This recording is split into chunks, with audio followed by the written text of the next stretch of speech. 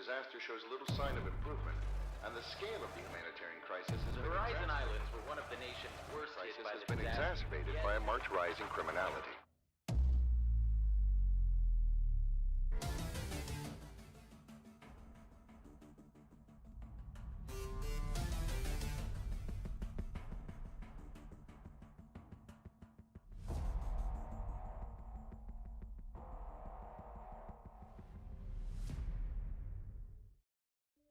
Which one's your favorite? Mine's Tracer. She's like, cheers, love, the cavalry's here. Before me, I see the future.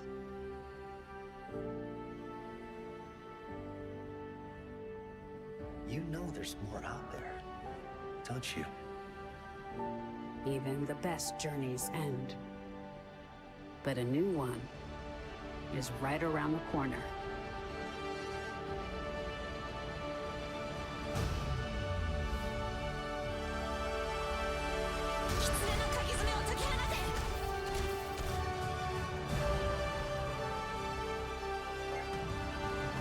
He's coming up. He lays out the shatter. He's able to pick up a couple.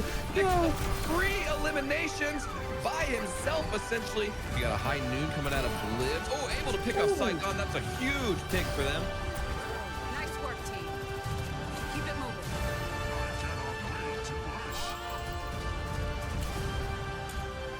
Justice reigns from above. Show me what you've got.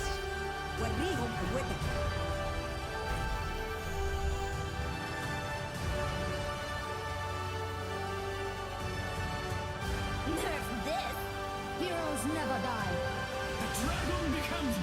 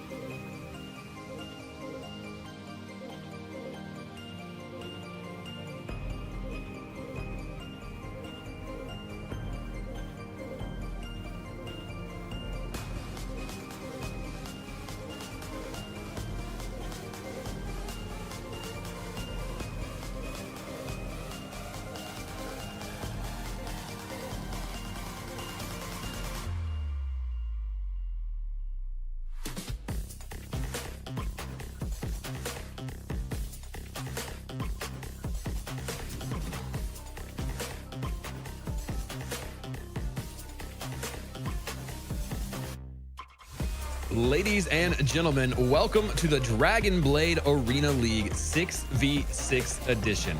My name is Slevin, your play-by-play caster this evening, and I would like to welcome my co-caster and game analyst, Luminestra. Thank you so much for being here, Lumi. Before we get too far into this, I do want to do a quick recap of the qualifier matches that we were waiting on finishing up just there.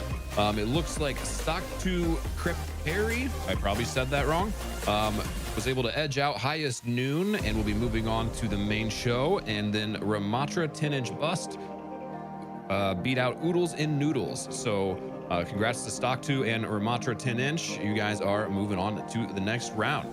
Lumi, how are you feeling today? I am so excited. I'm really pumped to be able to see the 6v6 coming back. It's a little bit of nostalgia coming, and I'm excited to see our competitors tonight. But before we dive too deep into our tournament, I do want to take a quick second to thank our producer, Dr. Soup143, for running this event and doing all the behind-the-scenes work. Check out his link down in the panel down below. For this event, the Kick Tournament Network is contributing $300 to the prize pool, so that's incredible. The Kick Tournament Network is officially sponsored by Kickbot. Kickbot is the most advanced tool for Kick streamers, offering everything you need in one place. A clip command, an AI text-to-speech, a Stream Deck plugin, alerts, and highly customizable widgets. Get started for free at kickbot.app, or enjoy your first month of premium for only $1 if you use the promo code KTN. If you're a creator or a business looking to advertise on the KTN, head over to our website, scroll down to the bottom of the homepage, and complete the sponsorship application to claim your advertising space during our tournaments. Slevin, can you tell us a little bit how people can get involved in these tournaments?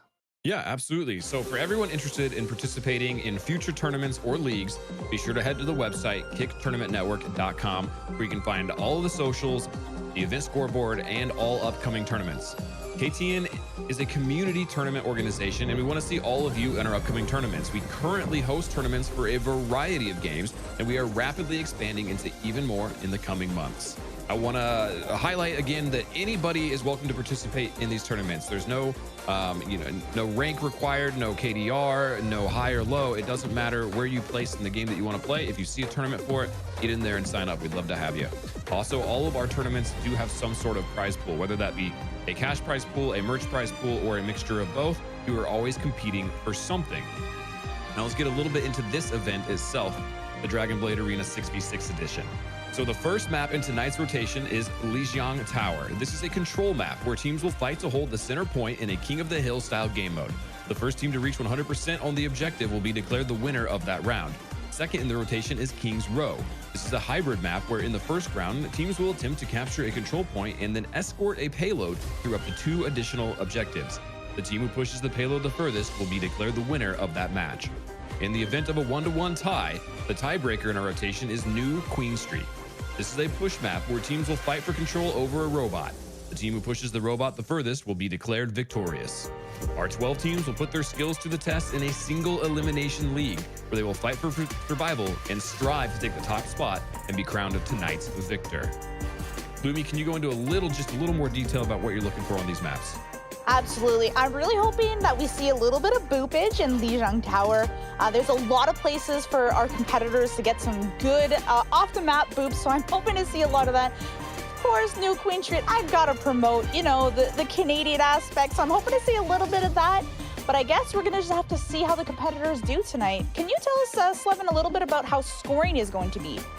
Yeah, so scoring is very simple in the Dragonblade Arena League 6v6 edition. It's based on the integrated systems of the game modes Control, Hybrid, and Push.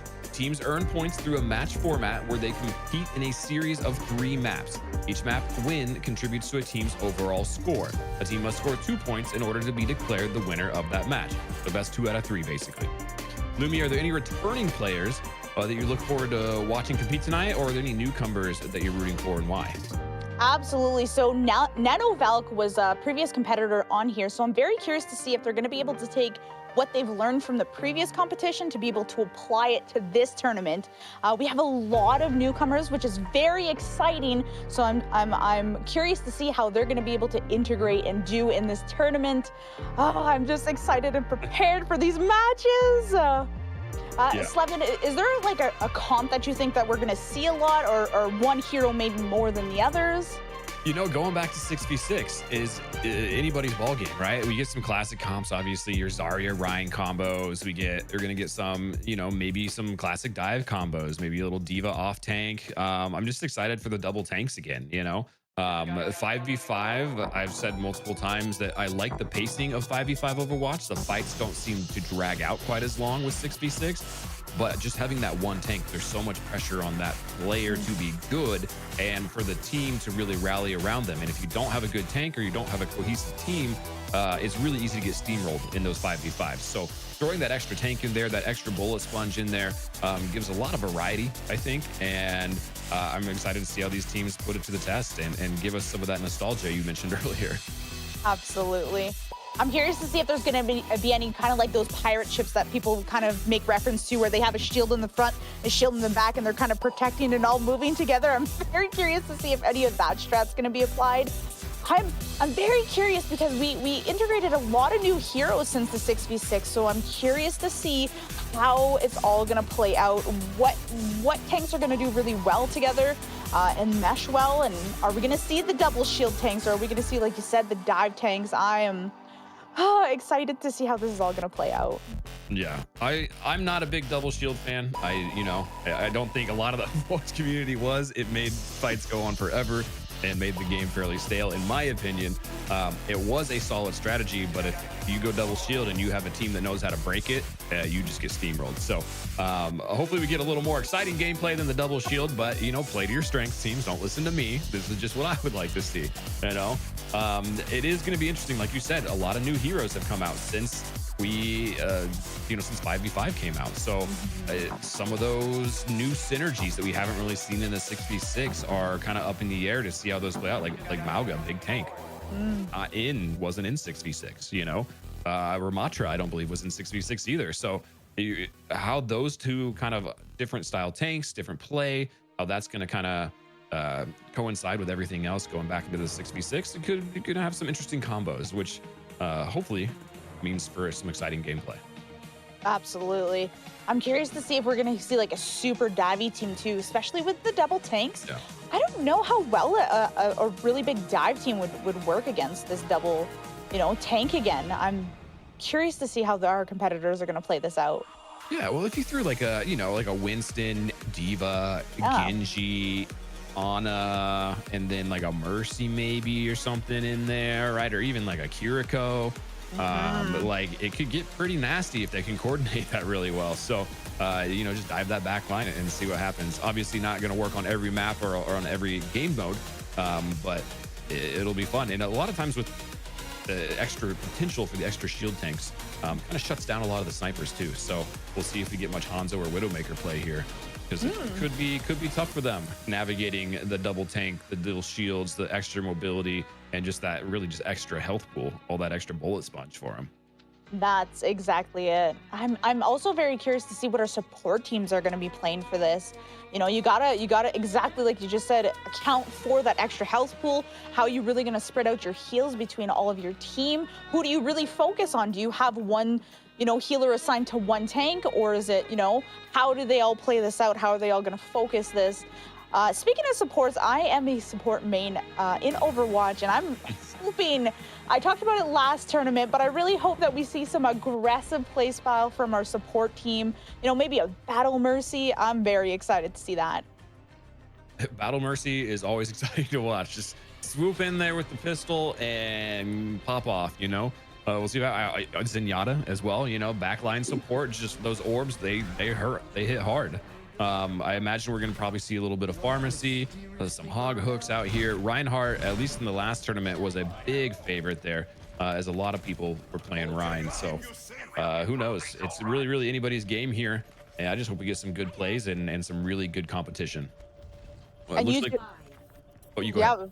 I was going to say, you talked about the Zarya with the Rein, so we're already seeing that right off the rip. Yeah. Ryan Zarya, classic two-tank combo here, and looks like they're going to supplement there with a Torb, Junkrat, Baptiste, and a Lucio, and we're already getting the action here. Hammers swinging on both sides. Zarya Bubbles doing very nice, soaking up a lot of that energy there. No big eliminations yet. It's anybody's game at this point. It does look like red Asura has the advantage here just a little bit against Pegasus. Nope, they are being pushed back though as Pegasus pushes them down this stairwell. Still anybody's game. We get our first elimination as Pegasus takes down a couple people from Asura. They are down a tank and a support and a DPS. It looks like Pegasus is probably going to win this first team fight and get that point. what a big swing there. You saw the Rhine shield go down pretty quickly. I wonder if that was their game plan here. Just, you know, focus that down and was easily able to pick out that back line. Yeah, it's very well played by them. Their Zarya is charged to the 9s right now. Got a full lightsaber mode. Great Maywall to lock off the Rhine, though. Big Zarya bubble comes in. We've got a grab in there as well. It looks like massive eliminations there. 4 eliminations, 5, and then they're working on the 6th there. If Junkrat can't get out, going to be a little bit of a stagger. Asura said, you can have the first fight. We are coming back with a vengeance for the second one. Wow, Rice coming in with the big play early on without Maywall. Yeah, it was a huge Maywall, and in maps like this with the tunnels and stuff, those Maywalls can be devastating for a team just to break them up and leave people vulnerable. So well played by them as the re-engagement starts here. Pegasus back to full strength, trying to get a little bit of ground here. Nice hammer by Asura, takes down Lucio from Pegasus, but pays for it with a nice Junkrat tire. And it looks like Pegasus might have this one in the bag. We are just going back and forth on these team fights. Wow, from one swing to another, unbelievable. I love the Rhine charge there, bopping off the Zarya.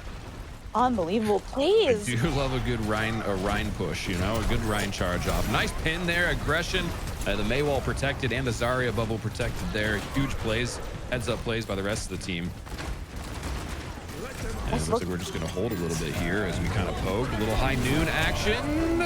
Not able to get much off of it. The Torbolt! Big Torbolt right in the doorway. Takes down a couple of Asura there. You knew that Cassidy wasn't going to move anywhere faster in that ult, so you just throw that lava under him, and that was all she wrote. So nice hold there by Pegasus. The first 2 team fight winners here. Beautiful play. Smart way to just keep him out of there. I love that. Looks like they are pushing in. Oh, eat a shatter. Nice heads up play by the Rhine. It doesn't matter though. Mackie still goes down. And Ryan is getting very aggressive. Kaifi getting very aggressive for Pegasus here. Not going to overextend though. Heads up play to be able to back out of there without throwing. You definitely don't want to go down here and stagger and just give him a free point. And Mackie back in, but already taking a lot of damage here. Got the grab ult. We got a couple of ults here. Let's see what they can do with it. Yeah, Asura lost Baptiste on the way in due to a Junkrat there, so they're going to go into this fight a man down, a support down already, which does not bode well. Potentially big grab. Nice lamp by Baptiste, though. Saves pretty much everybody in there, and Pegasus just able to I'm rubber, you're glue them, and Asura is not going to win that team fight. That is going to go Pegasus for round 1. Wow. Absolutely. We're seeing both teams. We're not just seeing one person stand out. That was a bunch of incredible plays by every single person on that team. Yeah, on the each synergy. team. Wow. Synergy was great across the board. Really on both sides. It's just Pegasus was able to, once they got that foothold, they were able to just hold it a little bit stronger. But you can tell the communication is doing very, very good in chat there, and everybody is working, and a lot of heads up plays just to keep things moving, keep people healed, keep people shielded, and then really kind of zerg when they need to, when they know they've got the enemy on their back foot. Absolutely. Look at these switches. Now Pegasus is going to come out with it's Typhoon that's got the Mei now, and they're going to switch to oh, I can't remember her name now. We got a little Symmetra action. There we go. Yeah. Here you don't see a whole lot of, at least in these 6v6 tournaments, but the teleport ability just to get on point real quickly. You can see that fast teleport there, and we've also got a couple switches on Asura. We switched out the Reinhardt for, it looks like we got the hamster ball now. He's going to come in and create some havoc and just hopefully to shovel people a little bit. We also swapped over to a Roadhog, no doubt, looking for some of those nice hook and drops off the edge here. This is going to be such an interesting play here. We've got already elimination from Rice. So we're doing a pretty fair fight right now. Pegasus lost Lucio, which could be huge, as Asura lost Cassidy, but they're going to be able to recoup from that a little bit faster, I think, as Zervok taking down Chicken there. Nice plays. Tracer coming around with Rice trying to poke a little bit, and just going to spray the wall there, trying to shoot down those turrets. Yeah. And they are Asura being pushed back into their spawn now. Pegasus getting very aggressive. However, Rice back capping. Yeah, great teleport here back. Oh, I thought he was going off the map for a minute. I thought he was too. It was a clutch play by Mackie there to not go off. I thought he was slamming straight down. He got, just caught that ledge barely. But good play, good play. Try to do the back cap, at least take some pressure off the team so they can re-engage a little bit here. And Rice just being a pest in the back line here. Lots of mobility on Asura on the red team here. But unfortunately, Rice goes down here. So Metro doing the work. Woo! Let's see if the bombs are gonna work. Mackie escapes just by the skin of his teeth there, after leaving all those bombs. Man, Pegasus has it together right now. They just picked up 3 quick eliminations against red team here, and this is going to be tough. Red team has to do something, make a change or really combo an ult really well, but they don't really have many ults cooking here, and Pegasus has 4 up and ready to rock. Yeah, and time is definitely not on their side. 85% for Pegasus. This is gonna be so tough. Nice shot by Dr. Calderon on Cassidy. Picks up both DPS eliminations there against Pegasus.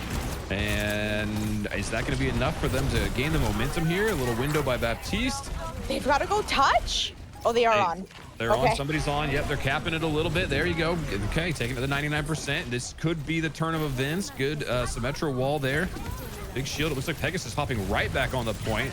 Ball trying to contest a little bit, but not able to do much. Goes down almost immediately. Man, Symmetra is charged. Wow. Whole hog coming in and just getting melted by Zervok here on Symmetra. Absolutely wild DPS plays there. And that is going to go to Pegasus. Pegasus is going to take this first map. Well played. Oh, Zervok coming in with, I think, a 4, almost 5 piece at that end there. Yeah, Symmetra, when that beam gets lasered up, when it gets charged up, it hurts and it melts very, very fast. And Pegasus, or excuse me, Asura tried real hard. They just couldn't pull it together on that map, but maybe that's not their map. Maybe they're ready for map 2, and that's where they're really going to shine. So well played to both teams. Looking forward to seeing what we can do on the next one, though. Did you have a favorite play of that last map? Honestly, the Maywall to block it off, I think really had a really nice swing to that. It gave him a little bit of momentum to capture a little bit of that point. So hopefully they can take that confidence into this next point and try to be able to cap this point for themselves and then bring it into a third match here. How about yourself? It seems like they have all the pieces, right? They just, they just didn't put them all together right. So there's a lot of potential there. We'll see if they can put them in the right order this time and make something happen. And as we're moving on to a different game mode, different map, it's still anybody's game here. So as far as favorite plays go, no, I don't think I could pick out one. I mean, the Symmetra pick caught him off guard, I think. So I would maybe not necessarily a single play, but that Symmetra pick just to dominate and teleport to point really fast right off the bat. I don't think Asura was ready for that, and it put them on their heels and kept them on their heels that entire last round. Yeah, did you say Caffey or Caffey was just a beast as that Reinhardt. He's doing it again, so I'm curious and excited to see what he's got here. How do you take this, like, if you're a Zero, how do you deal with this tank? He's just always there, always has a shield somehow. Yeah, I mean, you just got to have your DPS shoot. Sometimes people won't shoot the shield for some reason. I don't know why. They don't want their accuracy to go down or something. I'm not sure exactly what it is. But if you can get some shield break and you can just start blasting that shield and you can take the big triangle out of the equation, it gives your team a little more confidence in those engagements. And so we do have a double tank battle here of Zarya Rhine again, and it looks like we're gonna have a little Hanzo v Hanzo fight. And we've got a Torb versus a Cassidy.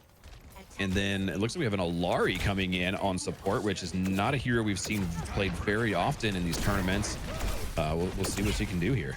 And we're immediately getting into the fight here as Asura trying to take forward ground. They're already through the gate. They're just kind of playing the statue. Not getting a lot of resistance, kind of back and forth. Lots of shots coming in. Nobody really being the aggressor, trying to kind of poke until we can pick up an elimination, I think, before they make their move. There it is. Typhoon hits the headshot on Rice. That's going to push Asura back a little bit. And as soon as that happens, Pegasus pushing in very aggro right now and just saying, get out of our statue, get out of our courtyard, go back to your spawn. What a beautiful play. I love the patience of Pegasus here to all just kind of play together, wait, and then it's like you said, it's you get that pick, go. Yeah, it was a snowball. As soon as that pick happened, Ryan was just walking forward quick, and Asura had no choice but to back up or just stagger hugely. So we're getting a couple more picks here. Zervok with the Torb. Torb getting some nice shots here. We've taken out both DPS and a support for Asura. They are on their heels again, and they have to regroup and try something different, I think. Love to see the supports getting in that DPS action there. Get a nice pick for their team. Yeah, if you look at the little, I don't know, scoreboard on the left side of the screen there, that tells you everybody's eliminations, assists, and deaths, and then it also is your damage and healing. So you can see the numbers there are pretty solid for everybody on both teams. I can't see what the what is that, the poll that's blocking a little bit of it, but Asura, the fan favorites coming into this round, and so far they seem to be struggling just a little bit here. Nice little back flank. Oh, Baptiste able to save himself there, and man, Ryan is going to him. Oh my goodness. Hyphy on fire. Wow. Out here just swinging the big hammer and dropping people from Asura. They so far haven't really changed a whole lot. Asura hasn't. They're gonna have to do something. You know, you keep trying the same thing, but they don't want to give away the ult economy a little bit, and maybe the ults will swing it for them. Yeah, Rice got an early pick, so I thought they were gonna swing that, but Pegasus said absolutely not. All right, it's like the Rhine Shatter. Oh. Almost had it, but Pegasus blocked it. We got a Hanzo ult thrown right in there, and Asura back to spawn again. Pride coming in with the damage here, getting a couple more picks as well. We love the support. DPS, I love it. All right, we got this grab just here. going hard out right now. Nice grab, got everybody in a big combo ult there. Takes down 3 from Pegasus, still 3 up, but I think Asura is going to capture this point. Man, I wasn't sure if they were going to be able to get it, but nice 1-2 punch there with the Zarya Hanzo combo. That was beautiful, well coordinated. That was, like you said, a really fast push for them. I just out of nowhere, just here we go. Let's get in there, but they had to. I think, yeah, they got tired of the poke fight that they just weren't taking out. They weren't winning the poke fight over and over again, so they decided to change it up and let's just press W. Let's just go forward, you know? So now we got to get to the next, in my opinion, the next hardest choke point is getting through this little guy right here, because there is not that many lanes, especially with the team comp that they have, not a lot of mobility to get up and utilize those top windows or those side alleys. So just a big choke point here. Oh, are we going to see a huge shatter here from Rhine? There it is. And we got the Torb ult on it as well. That's going to take down 5 from Asura. It is just Hanzo up, and then you're going to retreat back to spawn. A nice, another wombo combo, another 1-2 punch, just going the other way this time. I'm so impressed with how Pegasus can coordinate so well as a team to be able to plan that and just roll. We got lots of nice lobs from the right click here on Zarya. Already taken down Amazing on Baptiste for Asura, and that puts them into this fight down 1 support right at the beginning. And that the payload there is just stationary. It's going backwards actually right now. So Asura needs to try something here. We've got a little Cassidy ult rather coming in, and he goes down. Zervok not letting him have it. It was well coordinated. It was behind the Rhine shield, and Zarya bubbled at the same time, and Pegasus still responded and just said, no, shut it down. Cappy just going in there saying, all right, back it up, please. This is ours. Thank you. Look at the picks in comparison right now. Look at the damage. Look at the eliminations from Pegasus versus Asura. Yeah, Pegasus really controlling the flow of this game. And Rice out there trying to do something. You know, he's got picked up 6 limbs as the sniper, but when Pegasus is playing so cohesively, it's so hard to overcome that type of play, and you just gotta get those, I guess, those game-changing picks. Nice grab here, potentially had a Baptist lamp that I think saved pretty much everybody there, although Pegasus did lose both of their supports. Nice push in by Kaifi on Rhine. Chicken has his ult here. Yeah, Chicken takes down the turret. We are moving in we've got another combo here. It is just chaos. There is a little bit of screen pollution. It is hard to follow exactly what is going on, but it looks like Asura able to win that fight, and they're going to push up and try and hold a little bit and move that cart, pick up some distance on it. So well played, Asura finally getting through with that little archway. We love to see that. WQ is doing some crazy work on the heels right here, doing everything they possibly can to keep their team alive here. Yeah, big numbers coming out of the support. Cal on Lucio probably doing more speed boosting than healing, I guess. And that makes it hard to hit, makes you move quick. So, you know, we'll see if it works out for them in the end. And we've got another great fight coming up here. Big Torp ult there. At least a little bit of a zoning ult. And it looks like Pegasus taking down 3 of Asura already. Got him on the back burner here. Rice on his own against the Reinhardt. That's not great. And Ryan gonna go ahead and push this into it, and that is gonna be it as Pegasus pushes Asura off the payload to stop their forward momentum. Oh, it's too bad because Asura had the team they were trying to push together, and unfortunately just got caught in that Torb ult. The little hallways in Kings Road just make it so tough that when you get caught in that, where do you go? Yeah, it is tough to get around a big dude with a big hammer. That is for sure. These hallways are unforgiving. If you get caught out and you just get steamrolled a little bit, it is very, very hard to get that momentum again. But, you know, Asura, for the struggles they showed in the beginning, were able to make the adaptations they needed and get the crucial eliminations to allow them to not only get the payload, but almost get it all the way to the second point as well. So we'll see how they are on defense, and maybe they're just a defensive team and Pegasus doesn't get out of the gates. We got Typhoon on the, oh, no, okay, switch back. I was going to say the Widowmaker, but now going back over the little Hanzo, and we'll see what happens here. Yeah, we've got almost identical team comps here. Honestly, we just have we're going double sniper on Pegasus. Maybe that's an interesting choice. Not going to have a whole lot of front elimination potential, but I think maybe they're just trying to get a cheeky pick right off the bat and allow their team to steamroll in there and then do that switch back and spawn. So they're going to be doing it, and Sky actually going to switch over to Ramatra Alpha Zarya here. So a little bit of a tank difference here. And we'll see if we can push in and then see what happens. So immediately meeting at the gate, lots of swinging back and forth between the Ryans. Everybody's just going to poke at each other, and same type of thing as last time. Let's get elimination, and then we move. And Baptiste went down already there for Pegasus, so he's going to have to come and regroup.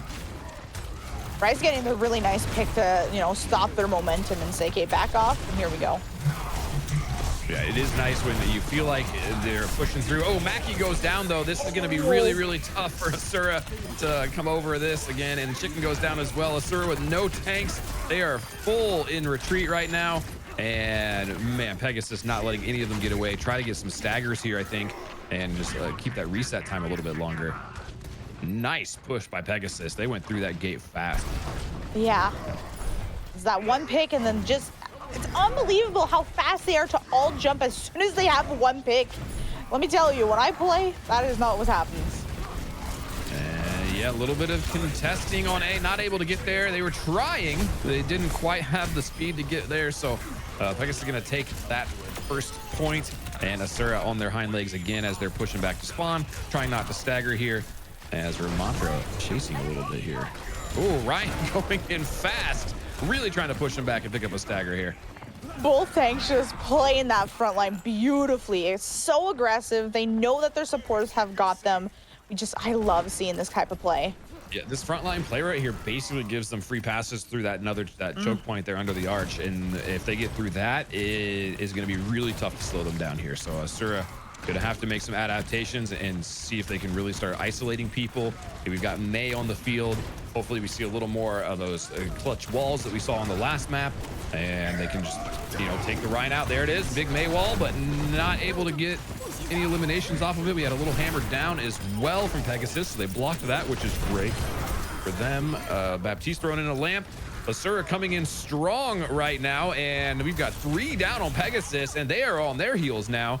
The May wall almost tried to cap them off, but I think ended up giving them a little bit of a cover so they could get away. Yeah. This is going to be an interesting poll here because, you know, each team has 3 ults. So I'm curious to see how they're going to use this ult economy to try to hold or push. Yeah, we've got, I mean, Asura now just popped on their 4th ult here, so hopefully they can manage that economy a little bit. Looks like we had the Dragon go out. We had a high noon come out as well. No eliminations from either. We'll call them zoning ults here.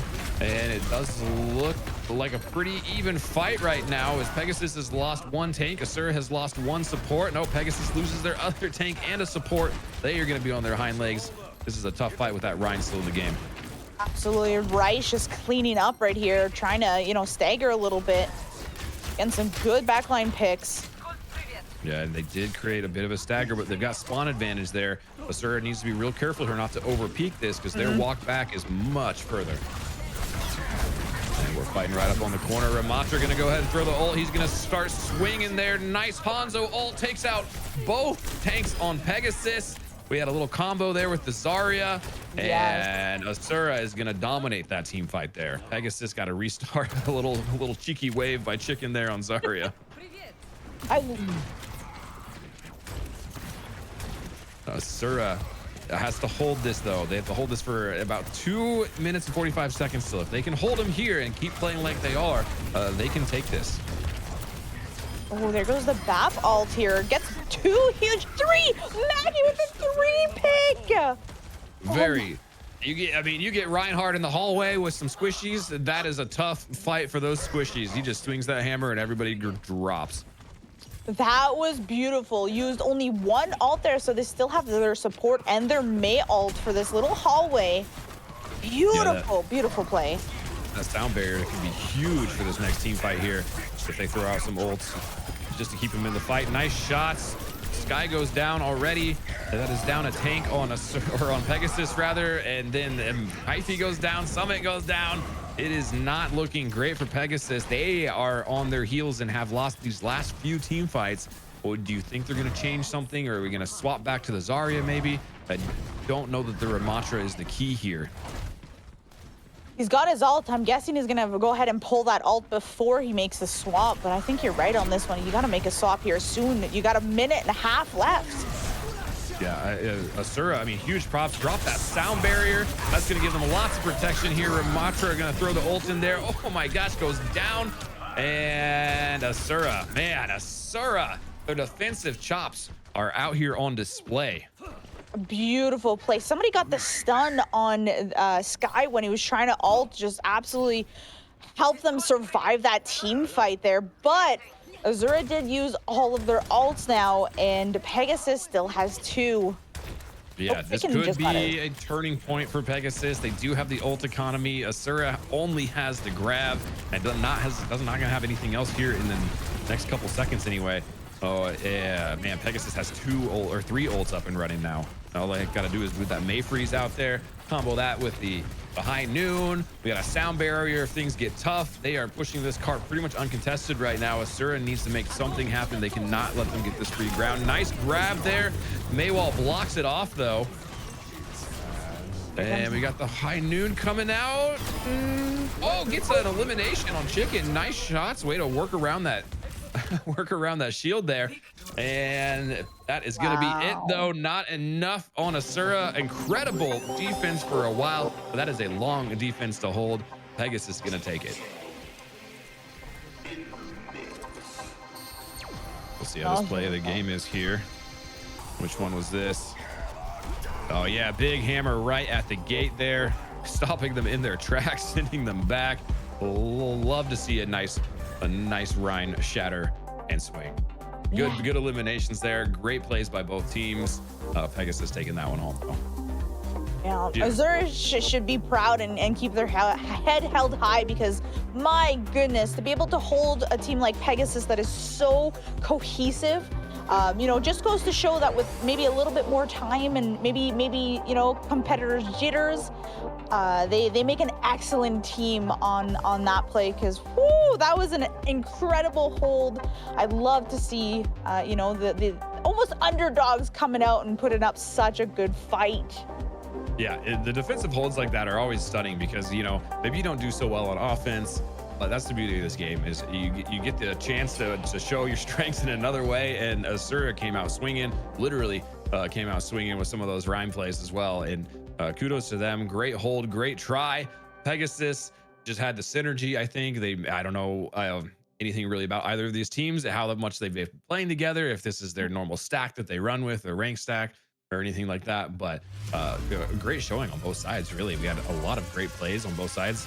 I love a good Rhine shatter. We had a handful of those. You know, we had some good May walls. We had some nice snipes. We had some good DPS Cassidy shots. It was kind of all over. Everybody was doing everything, and like you got to see a lot of little DPS support action in there. Pride coming out with a lot of damage to begin with, and even when you look at the numbers for the support, they were putting out numbers trying to keep their teams alive. It was really impressive. So kudos to the supports for, like, how do you keep your team up when you've got just Ryan and Zarya just bashing and, you know, bubbling? They did an incredible job to keep their teams alive for as long as they did. Yeah, support is the thankless job. If everybody dies, it's your fault. You know what I mean? If everybody lives, it's the DPS's fault, right? the DPS did good or the tanks did good, and if everybody dies, it's the support's fault. So it is a thankless job. It is very, very tough to play and very, very tough to play well. So kudos again to both teams there. And we are popping on to the next map here, it looks like. Any players or who's coming into this next match here? Let's see what we've got going on. All right, we have Team 4, it looks like, versus PBS Kids here as we update the overlays on this one. And we are going to get started right back in Li Zhang Tower for match 2 of tonight's tournament. What do you think we're going to see here? Maybe we get more Roadhog hook and dangles, you know? Maybe. I'm still looking for some big boops, you know? Ooh, we got a little Doom action. Okay. Oh, Doomfist. We're in Boop Central here. Yeah. Benji rocking the Doomfist. Cranial is going to drop the Roadhog. We got a Cassidy, a Genji, the Kiriko, and Milkshake going to rock the Mercy there. The PBS Kids are going to run double shield here. We haven't seen that yet. Double shield. They've got a Cassidy, and the Symmetra, if she gets charged up like we saw in that last match, could be devastating.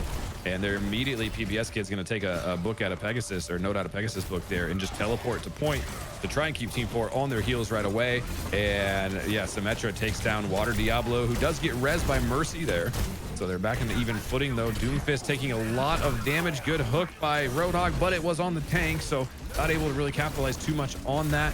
We did lose a Cassidy for PBS Kids. That gives Team 4 the advantage pushing into this. Nice little tangle here.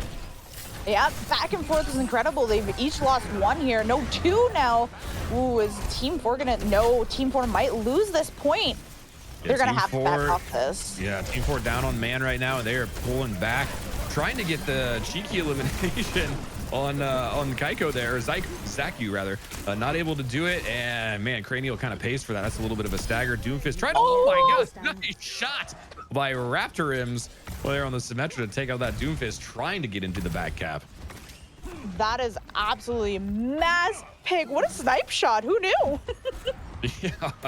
Yeah, projectiles. I was a hit scan guy when I played DPS and Overwatch. I could never do the projectiles, so you know, huge props to anybody that can shoot those things, lead the targets accurately, and land them. Always rewarding to see. All right, it looks like they're full of back here, Team 4. Let's see if they can get anything going. There's a little battle on the stairs here. Nobody really back capping on this one. Oh, Mercy barely getting out of there. Symmetra throwing up the wall. That could be nice. It's not going to do him a whole lot of good, though. Kind of in a weird spot as we've got red on point, able to cap the point. Blue trying to push in and make something happen. And we keep switching to different competitors there. And we've got a big Dragonblade on point here. And picking up a few eliminations, it looks like, with that, or at least helping with a few eliminations. Team 4 going to rout PBS Kids on that team fight, and they're going to hold the point here. Beautiful play. Earlier, like you mentioned, Milkshake just got out of that sticky situation. Beautiful play to be able to stay alive here. Just flying around the map, making it so hard to hit. Yeah, Mercy's mobility is pretty annoying if you're a TPS player. That is for sure. But good heads up plays by Milkshake, you know, to zoom over to the teammates and save their life. I get it. But with another team fight, nice high noon by Team 4 by Swams. Takes out a couple on PBS Kids there, and that is going to be a nice routing there. PBS Kids going to go back on their heels again and have to regroup. And we are going to push forward a little bit. Oh, Baptiste coming in with the lamp, saves the stagger on Cassidy. And Swams actually pays for that. Yeah. Oh, but does get res right back up. Luckily, Milkshake is there. Yes, the other annoying thing about Mercy, she makes those fights just never end because she keeps rezzing people. And I was a DPS main, and I hated that. Yeah, I can tell. looks like PBS Kids trying to push back in with a little teleport action. And oh, they took down Cranial. That's going to be big for them. That's a lot of bullet sponge gone there. Swinging at the fly that is Mercy, able to take her down. And that is going to be it for Team 4. Man, PBS Kids going to pop back on and take this point back. Now, Team 4 did a great job, 84% to now 70% here. PBS Kids gotta hold this. Let's see if they can keep this little round here. Yeah, they do have we have a good Symmetra ult. They also have the Lucio sound barrier coming up. Team 4 has Doomfist ult, which doesn't usually pick up very many eliminations, more of a zoning ult, but you can't go into this losing a tank and a DPS immediately. PBS Kids, I think, gonna win this team fight here. Yeah, the Reinhardt pin right on the Doomfist. Benji he's had this ult for so long. He's got to go ahead and use it at some point. And as I say it, there it is. He uses it to escape certain death. And I don't know that it's going to make him last long. He's able to pick out the Symmetra, though. That could be huge. And if his team can follow through on this, and they're going to have to, it is now into overtime. As they are trying. Oh, Milkshake tried to get the res. Not able to do it. Gets shut down by Baptiste. And a big slam there by Sigma. And that is going to be it. PBS Kids able to come back and take the point and going to win this round. oh, that was some great back and forth to watch. Both teams were poking. Both teams were prodding. A lot of good plays on both sides. Again, these 6v6 matches are, I think they're so much fun to watch just because there's that extra hero, there's extra abilities, there's extra synergies going on, and you never really know what's going to happen. And oh, this is going to be exciting because we got PBS Kids dropping into a kind of a dive formation here. We got a little Winston and a Diva. We got the Lucio and the Ana. We don't have the Genji that we should probably get in there, but we'll see if they're able to pull this off. They are going fast for point though, and it looks like they're going to sim teleport in there as well. And then Zaku, no, not going to dive in through the window. That's good. Doesn't make sense right now. We're going to fight here on the bridge. Oh, almost an early pick. Wow. Oh. Zuzu barely escaping that. It doesn't matter. Benji comes in and says, you're not getting away. You're going down right now. We lost Zaku as well for PBS. Team 4 taking this first team fight here on the bridge. They got over there fast. Very much so for not the team that I thought was going to get there first. They held that bridge. They got to that bridge. I guess their Lucio extra speed boosted them all the way over there, and it paid off for them. They get the early point here. That is the tough part of playing Doomfist, right? Sometimes you mistime one of those jumps and you pay for it. You leave your team hanging a little bit. However, Team 4 still holding pretty strong. Might actually win this even with a man down on a Benji back in the action here. A Diva eating a lot of those shots, putting out lots of damage. Milkshake gets a nice headshot on Cassidy there. We are in an even 5v5 now as we're kind of bouncing around. Rapturium's on Echo trying to get some shots from the air. Not able to really land too much because a little bit of explosive damage in there.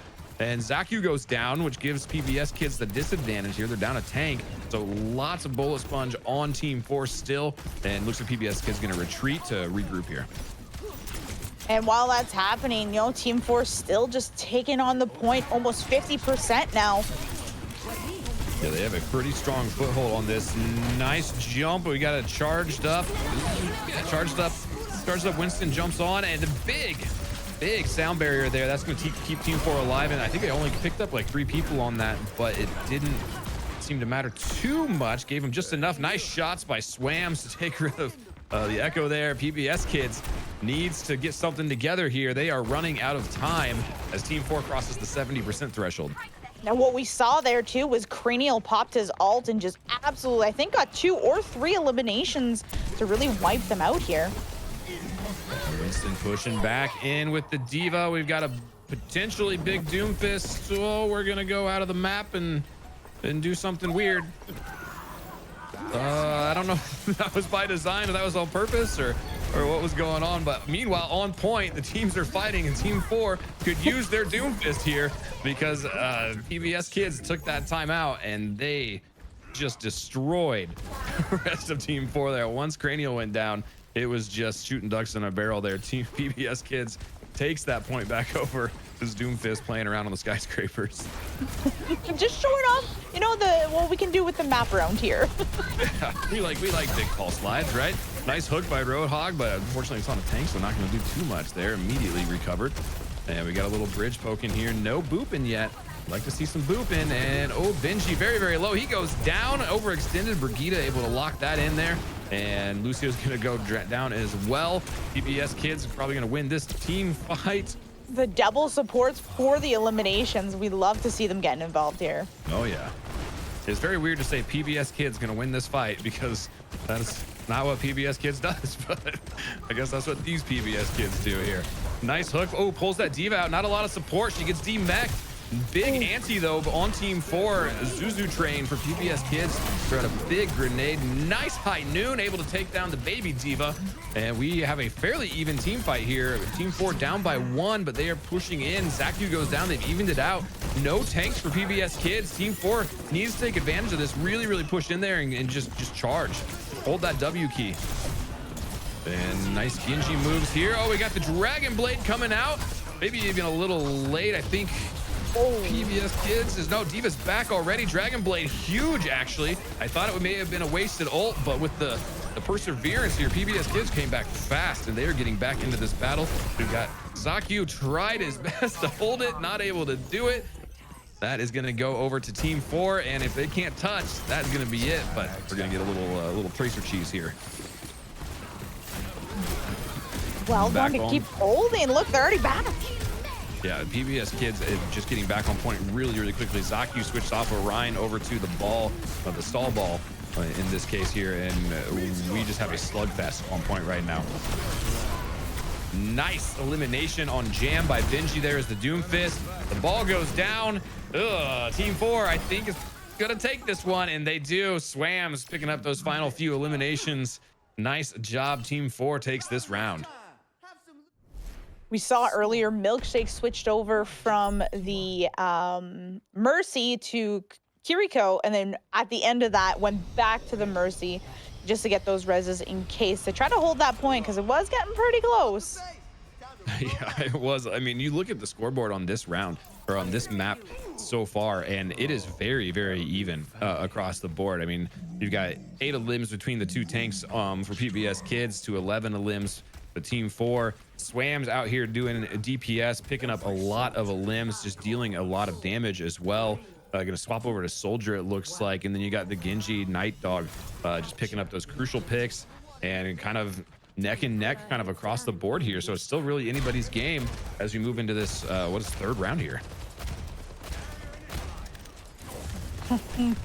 I'm just excited to see what they can do here, especially with oh, I can't say that word, the Soldier. Soldier. As he's pushing in, and Sigma getting some good shots on the Roadhog there. Swams takes down Gert. Cranial takes down the Sigma. Ooh, Team 4 winning this first team fight here. They've made PBS Kids lose 2 tanks and a support and a DPS. It is snowballing hard right now. Team 4 going to take the point early here. Yeah, at this point, you just have to back off, regroup, and, you know, just try to get a different angle on this Team 4 here. Yeah, after that very first round that we saw, you know, I thought maybe PBS Kids was going to be able to hold it together, but Team 4, they pulled something out. They switched it up a little bit, and they are holding very strong right now. Still anybody's game at this point, but Team 4, impressive resilience here. Absolutely. We got to see a little bit of Moira action here. She is my main, so I'm excited to see what Milkshake's going to do here. Oh, Benji with the triple! The triple, the 4, Benji just cleaning up here. But Benji cleaning up, Milkshake and Night Dog getting in on the action a little bit, taking down the rest of PBS Kids. Team 4 gonna hold the point, man. That was, Benji came in strong with those punches. I wonder if, you know, Benji was just like, you know, I purposely did that ult there, so now, you know, I'm just showing you what I can actually do. Yeah, well, he didn't even use an ult is the thing. He used a thunder punch or whatever, and just destroyed 3 people right in a row. Now he's going to dive on the diva. Oh, he overcalculates. Benji goes down. That's the second time I think that he's enviroed himself there. Unlucky as Team 4 now immediately collapses with PBS Kids having the extra pressure. That is tough to watch. Yeah, after the amazing play that just happened, you know, I maybe it's the caster's jinx. I apologize, Benji. You gotta balance it out. A great play to, you know, a questionable decision, and it was just a little bit of an overshoot. And when Doomfist, it's unforgiving. That's all it takes. That's why I don't play him. He's too difficult for me to control. I don't have the IQ for that. I don't think. I don't have enough in my brain to play Doomfist. But nice hammer or shatter by Zaku there, and he's gonna swing in. He's gonna drop the Moira. A couple fire strikes go out, and PBS Kids still in this fight a little bit. No, Zaku goes down. PBS Kids still has a chance to defend this here. It is anybody's game, and we've got lots going on. Sound barrier coming down. PBS Kid's gonna take them. Benji has to retreat out, picks up the Mega. He's gonna jump back to point. Man, I thought the PBS Kids was gonna lose that fight, and then that sound barrier came through. Nice heads up play by Jam to keep him in the fight here. Once again, getting back very quickly to the point, so they're back at full capacity here. Now it's 6v6. And we're poking. Roadhog going off on his own. Almost gets eliminated, but takes the juice there, pulls himself back up to HP, and Team 4 on point, capping with no contest right now. And Lucio ult does get shut down there. Nice play. That's going to be tough for Team 4 to not get that Lucio ult up there. And we've got a back and forth. Big Diva bomb potential here. A little bit of a zoning. Doesn't do it for him. PBS Kids are going to lose this. Team kill for Team 4 as they take the point back. Swam's had a huge ult that came in. I think got 2 or 3 on his own here. And we've got 1 or 2 more good team fights on this, unless they can push it to overtime and stall. It's still anybody's game. I mean, 78 to 85% neck and neck. Nice whole hog. Ryan gets the shield up in there just in time. Cranial might go down. Big BAP window. We got a little res on Genji there, but we did lose a Lucio, and big Dragonblade comes in. Night Dog says you res Gert, but he goes down again anyway. Night Dog picking up 3 eliminations for Team 4. I don't know the PBS Kids can get back, and they cannot. Team 4 takes Lijiang Tower. What a beautiful, beautiful play with that last minute ult. Those Genji ults, they can be make or break. I've seen a lot of really, really bad Genji ults, and I've seen a lot of games get won because simply of a Genji ult. There's that play of the game, Benji with the triple knockoff right there, and then picking up the 4th one. We won't say what happens after this because we already saw it. We don't need to see it again. We're just gonna highlight the triple boop. It was awesome. Way to go, Benji. But Team 4 coming in clutch, man. They lost that first round and they reverse rallied and were able to come back with the reverse sweep on that map. Nice job. Any favorite play besides the boop? Can't pick the boop. I know. I really wanted to pick the boop though. I think it was just more or less the team play at the beginning where they met on the bridge and how fast Team 4 was able to get there. It was just very impressive showing on their part. It was surprising. I thought that PBS Kids was going to get there first because they had the sim, they had the teleport, and I believe they had a Lucio rocking as well. And they still got beat to their side by Team 4. Just the synergy getting there and that extra little bit of speed. Team 4 just dominated that first fight and was able to really hold that center for a long time. So we're moving on to King's Row here. PBS Kids are going to swap it up a little bit. Zach, you're going to go back to Winston. Consensual going to stay on a Diva. We've got an Ashe, and we're going to see a Tracer, a little poke DPS. And then Team 4 going to stay on Doomfist and Roadhog. And we've got Cassidy, Genji DPS, Ana, and Mercy on heals. I'm so excited to see the Ashe play. I love watching Ashe plays, but man, you've got to be accurate and hit those shots for it to really matter. Yeah, I mean, that right there, this right click, those shots hurt, but everything gets weird. The field of view gets weird. I don't think the sensitivities transfer over right, like 100%. And so for me playing Ashe after being a Cassie main for so long, it felt very, very, very strange. So anybody that can play Ashe and hit those right clicks really well is Very, very impressive. Lots of early battle going on right now. Zaku almost goes down, able to dodge away. Benji gonna come in the back line, try to get something. Not able to do it. Night Dog goes down for him. Actually took, I think, the damage as Benji jumped away. This could be rough. Team 4. Oh, they're getting stuck in this little hallway here. This is not a hallway you want to be in right now when you've got a Winston with an energy gun just blasting everybody all at the same time. But it does look like a little fair, even fight. Team 4 able to take it, I think. And the baby diva now, she's demeched. Team 4 gonna hop onto point. They are starting to capture. Benji just gonna take some little cheap shots up there. We've got a nice ult by Raptor. They got that ult very, very fast. Got the pulse bomb off to finish off Cranial, but it's a little bit too late, I think, as Team 4 gonna push PBS Kids back. And maybe a stall potential here. It's Zaku trying to do something, not gonna get anything out of it. I think you're trying to farm ult there to just delay it as long as possibly could, but Team 4 gonna take this first point and take it pretty quick. I thought Team 4 was in trouble in that hallway, and they somehow just swung it to their benefit and just didn't work. Yeah, just that perseverance. They just stood in there. They didn't give up. They had lost, I think, 1 or 2 early, and able to just turn that around and just stay in the fight and make something happen. And now we're just right back into the action here as Benji pushing people back. PBS Kids taking a lot of damage there. Zuzu Train goes down. Nice job. And then we're going to demech. Oh my gosh, Benji popping up. Don't challenge him. Don't challenge him. Leave him alone. Benji just coming back with a vengeance. He's punching, he's dropping, he's slamming, and nobody on Team Force, or excuse me, on PBS Kids is safe. Also a weird thing to say. What an incredible play by Benji. He's been doing a lot of good swings here for his team. Like you said, sometimes he gets caught out of place, but my goodness, he is really going in.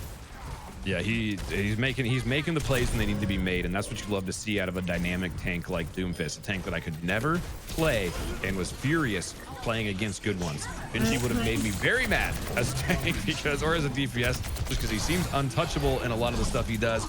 Nice plays here. We've got eliminations all over. We did pop a couple ults on Team 4 where they used their Soldier ult and their Roadhog ult to pick up these eliminations, but that is going to be worth it as they push the payload to the second point, and they still have 5 minutes to get it to the end here. Beautiful plays. PBS Kids are going to have to start popping some of these ults to try to stop this progression. They're going to get a chance to do it themselves, but man, you got to get some big stops here. Nice hook by Roadhog there to take down Raptor. Raptor got a little cheeky, I think, a little too confident and peeked out, shouldn't have, and that's going to be a big stagger. We are just staggering right now. PBS Kids needs to just pull it together, take a deep breath in, group up, and then come back out and attack. A couple staggers there. That is time, and that is payload pushed forward way further than it should be because of those. Absolutely. Benji, you know, it cost him his life, but man, he was able to back up that team. Nice shots there by by Gert there on Ash. As PBS Kids does exactly that. They regroup and they come back out. Gert picks up a couple of nice hits. Everybody else doing their part, doing their job, and man, PBS Kids routes Team 4 and pushes them back to spawn. Just the turn on a dime here. It's a beautiful play back and forth. You can see that these teams are pretty evenly matched. Yeah, lots of back and forth, judging, especially that last map we saw it, and it's just a big poke fight, you know. Whoever really gets the first elimination seems to be kind of rolling to their team. Potentially big anti there on Cranial as he's back to full health. Never mind, not gonna do too much. Diva maybe gonna Diva bomb here. Hopefully not a panic Diva bomb. She's gonna take a lot of the damage there. Oh, pushing him into the hallway here. We could pick up a couple eliminations. Looks like Zaku able to get some. He goes Primal Rage as he's throwing in. You do not want to be trapped in a hallway with an angry monkey, and everybody is. Nice bubble shield there to prevent the heals going to Roadhog, and we're gonna jump on Water Diablo on Anna, and man, PBS Kids played that very, very well. However, they did use 3 ults to do it. Absolutely. Train with that beautiful support, almost following the monkey there to try to get some antis and healing up at the same time. Yeah, when the monkey goes, you got to go with him. You got to commit, you know. It might not always work out, but you got to commit. However, like I said, they used 3 ults for that, and Team 4 now has 4 ults, almost 5, up and ready to rock. We're going to get a Nano Blade here. I pretty much guarantee it. Water Diablo and Night Dog about to pop off here. 3 went down. Oh, Benji also went down. Huge hold by PBS Kids. Milkshake got the res. Cranial's still in it here. Oh, did he get res? Oh, he did get res. He got the res. Milkshake got the res and then died for it. Unfortunately, Cranial, I think, threw somebody off the edge there. I couldn't see, but it kind of got left stranded. You know, you resed him into death, basically, which is unlucky for Cranial, but you know, always fun to kind of see what they can do in those situations. PBS Kids holding strong now. And Team 4 pushing right back in. We're just right back into the action. It never stops. Never a break here with these two teams. I think that's the beauty of the 6v6 as well, is you know, you often just have at least one tank that's able to keep going. So it really, like you said, stalls the plays out a little bit more. Yeah, it makes everything last a little bit longer for sure. We haven't seen the Nanoblade yet. We're gonna get it here any second. We've got, I mean, they're looking at each other. They're looking at each other. There it is. There it is. Here comes the Nanoblade. Night Dog goes in. He takes down both Gert and Jam. He DMAX Diva, kills baby Diva, and he's gonna go ahead and oh, nice sleep. Nice sleep by Zuzu Train to finish it off. I don't think it's gonna matter. It was a little bit too late, but it's always fun to get a sleep on a Genji. We got the little monkey all going here. Yeah, Zaku diving around, smacking people around. PBS Kids may be able to hold. I don't know how. Honestly, I don't know how they were able to really come back from that.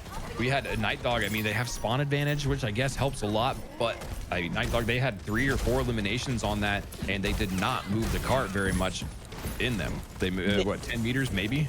Yeah, I think Monkey was just able to, you know, prime that and just go in. Yeah, just create space, create panic, just make it so they can't really coordinate and do anything together. And then, you know, Genji got left on his own and got slept and then killed by the Ana. And so big, you know, big Dragonblade or big Nanoblade rather, to get through there and do that. But a great response by PBS Kids to keep the chaos alive and not allow them to really gain much traction from that. I do believe that Cranial actually threw himself off the map to be able to get back to his team faster here. Smart play if that's what he had done. Yeah, and that's sometimes you have to do that as a tank or really any player. You just have to jump off the map. You do not want to stagger too much. Soldier ult coming through, picks off Gert or Ash rather, and it also gets Jam. We're down a DPS and a support for PBS Kids. Big anti on Zaku, not gonna be able to receive any heals. He gets stuck on top, he goes down. Team 4 coming in and swinging right now. We've got the whole hog, that D-Mex there, and we're moving in very, very fast. Zuzu takes down a Night Dog again. Nice, as Cranial gets knocked off the edge by Jam, who is right back in the fight here. And it's all up to Benji, not able to do it. PBS Kids able to hold this again. Unbelievable. What can we say about them? They are persistent. Look at this again. There's just no, the words quit do not exist in any of these players' heads. That is for sure. Every time I think that Team 4 is going to do something big and push them back or take the round or just make that game-winning play, PBS Kids finds a way to respond. Even when they had just absolutely debilitating ult economy, when they were just crazy outnumbered in ults, they still managed to maintain composure and make something happen. It was an incredible play by the Monkey, because I really think that you're down almost, I think it was 4 eliminations there, and you're still able to hold that payload and not let them cap. That's an incredible play on their part. Yeah, whatever they did, whatever scrappy pockets PBS Kids dug into, they were able to hold that. Team 4 had nearly 5 minutes to push that from the second point to the final there, and PBS Kids showed up and said, no, we're putting up a big fence and you guys can't go through it. So a very, very great defense. We'll see how they fare on offense here. They do have to get it a little further, but they don't have to get it all the way. Team 4 they're not making any swaps. They're very comfortable with who they're picking here. PBS Kids, they might get a swap with Rap with the Tracer here. Yeah, we'll see what comes through. It looks like we are going to have a Hanzo on Team 4. I don't remember if they were running a Hanzo towards the end there or not. Oh no, he did. Very, very similar team comps here. We're just going to maybe get some cheeky picks there. If the Hanzo's good and they can hit those headshots, we don't have a lot of shieldage on PBS Kids, so there's not a lot of great places for their DPS and their supports to stand protected. So Zaku almost goes down. Big anti though on Cranial, nope, he goes back up to full health though. Benji gonna jump in and then jump out. We got Diva. We got just a lot of mobility on some of these tanks here. They're kind of all over the place. So I don't want to say every man for himself for PBS Kids, but your DPS and your supports don't have a lot of tank cover to hide behind. So they're just going to have to play those corners and play cover, which can be really, really tough. They did get the first pick, but unfortunately they can't capitalize on it. PBS Kids are pushing the back. They've almost got one tick on point here. Cranial trying not to let it happen as he's pushing it around a little bit. Milkshake gonna res Benji. We're back in the fight. Team 4. Benji almost dead again. Does go down. Zuzu Train. The DPS Ana out here taking some names. PBS Kids gonna back off a little bit. They did manage to get one tick on that initial push, which is always nice. Zuzu Train does have Nano up. Gert goes down though. PBS Kids is low. Zaku gonna dive in, just try to create some chaos. No follow through with his team, so kind of for nothing here. Nobody's really able to gain much on that. Swams though, hits the Zuzu, kills Ana with the ult. Nice dragon. However, yeah, PBS Kids not able to capitalize on that early momentum there. Yeah, they just came in. It was a beautiful play by Zaku to, you know, jump on that backline. Like you said, though, no follow-up. And, you know, it was an easy pick for Team 4 that was left the backline kind of exposed. Yeah, this is a tough, I would say this is a tough DPS comp for a Winston. You know, if I ever played Winston, I always like to have a Genji or somebody that could kind of follow me and do what I'm doing, you know. Attack the same player just makes it a little easier for me as a Winston, and we're not seeing a lot of that for Zaku. He's trying to get back there and create space, but not a lot of follow through just because the team comp isn't, I don't think, ideal for Winston. But, you know, as we say that, PBS Kids is going to go ahead and cap that first point there, and Zaku basically creating just chaos. So if he can get in there and just spread people out and then just rely on his team to pick up those eliminations, then this could certainly work out for him. Absolutely. It's almost like they, you know, I know they can't hear us, but it's almost like they hear us and they're like, really, watch this, hold this. Yeah, I'm done making projections. They're all bad. Nothing ever goes the way that I say it's going to go. Nice potential ult there by Benji. Unfortunately, caught out in the rain and pays for it. That is going to be a bit of a stagger. He's got a long way back. PBS Kids probably going to get through this next choke point pretty much uncontested here as they are pushing Team 4 straight backwards. And Night Dog trying to get some high ground. Cheeky little Genji damage, gets dived. Gonna go ahead and Blade takes out Zuzu and then goes down. He got one elimination. It was good, but PBS Kids able to rally, hold it together, and just bounce back. Diva sent the bomb out, which took Benji down, which is massive. Massive to get a tank kill with a Diva bomb there.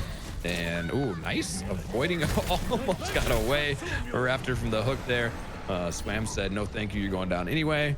But Team 4 not pushing too well onto the cart right now. PBS Kids is really just who's that Cranial Roadhog that's just kind of holding the cart by himself now, waiting for everybody to get back.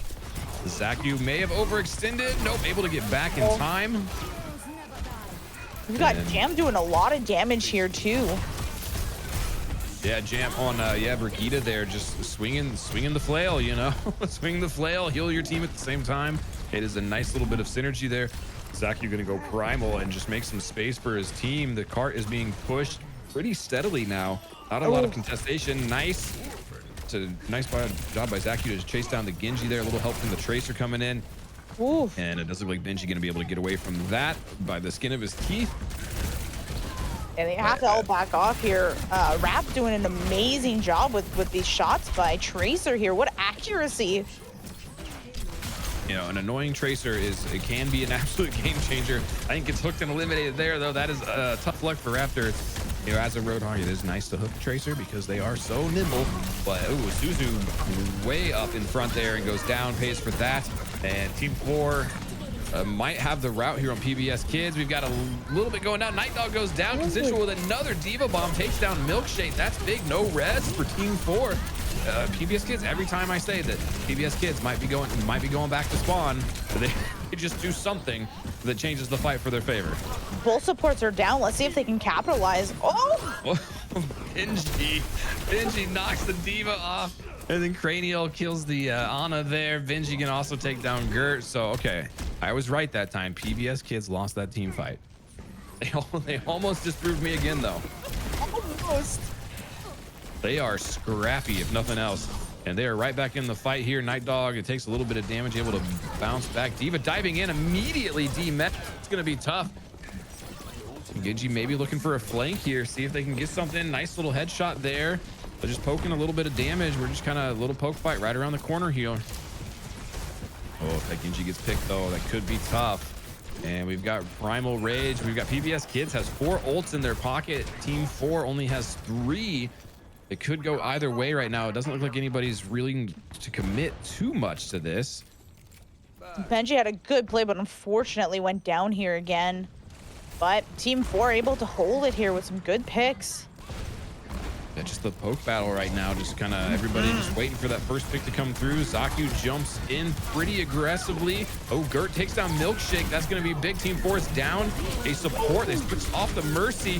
PBS Kids has the momentum now. Big pulse bomb by Raptor to take down Cassidy. D.Va flying in there. Takes down both Ana and Roadhog. Yeah, man, PBS Kids came back with an onslaught right there. If Team 4 needs to get out here really, really fast, you can see they're switching to the stall squad. We'll see if they're able to do it. They did get to the point to put it off a little bit. Swam picks up a couple eliminations there with the high noon. Night Dog goes off with the blade. Consensual still on point. Takes down Night Dog. Bob coming out and getting in the action as well. Picks up a couple of eliminations. It is still anybody's game. It is scrappy on both sides of the payload. Well, Team 4, I think, yeah, Team 4 able to defend it. Man, I thought they were going to be done for. Team 4 is just, I don't know how they keep doing this. This is just incredible. This, you know, after that last team fight, when they all got sent back to spawn, I thought there's no way they get there in time. And if they do, they're going to be staggered and it's not going to work. And man, they had the ult pulled off and just a good execution there. But we still have a heck of a fight here. It's still anybody's game. Zaku jumping in. Bastion going to throw down lots of damage. Kind of a weak D.Va ult there, but going to get the Met back. So it might be worth it. And Zaku we've lost 2 picks. Yeah, we've lost 3 on Team 4. Swams goes down as well. PBS Kids looks like they have it in the bag. I hate to say that because they've proven me wrong every time so far, but I think I'm right on this one. PBS Kids able to take that round. Wow. Nice job. And the back and forth. I think that means we're going to our 3rd map here. Yeah, Team 4 won on Lijiang Tower, and then PBS Kids wins on King's Row. That means we're going to the 3rd. This we're going to New Queen Street on for a tiebreaker. Yeah, our first tiebreaker of the day. Yeah, I'm excited to see what they're gonna keep doing. I think he's gonna keep going Benji and have some really high highs, really low lows. Yeah. Yeah, we'll see. It's still, I mean, anybody's game. These are both 2 very scrappy teams. It's very hard to call this. Generally, when casting a team fight like this, you can see as people start getting eliminated from one team and the other team has the advantage, you can see that kind of snowball generally. But these teams have been surprises. It'll be basically one team will lose 2 right off the back, and then somehow they'll come back and win that team fight in like essentially a 6v4. Which is wild, and you don't see that very often. So a very scrappy teams. It's still anybody's game. It's hard to call it here. Who, if you had to pick a team, who are you going to give the edge to on this map?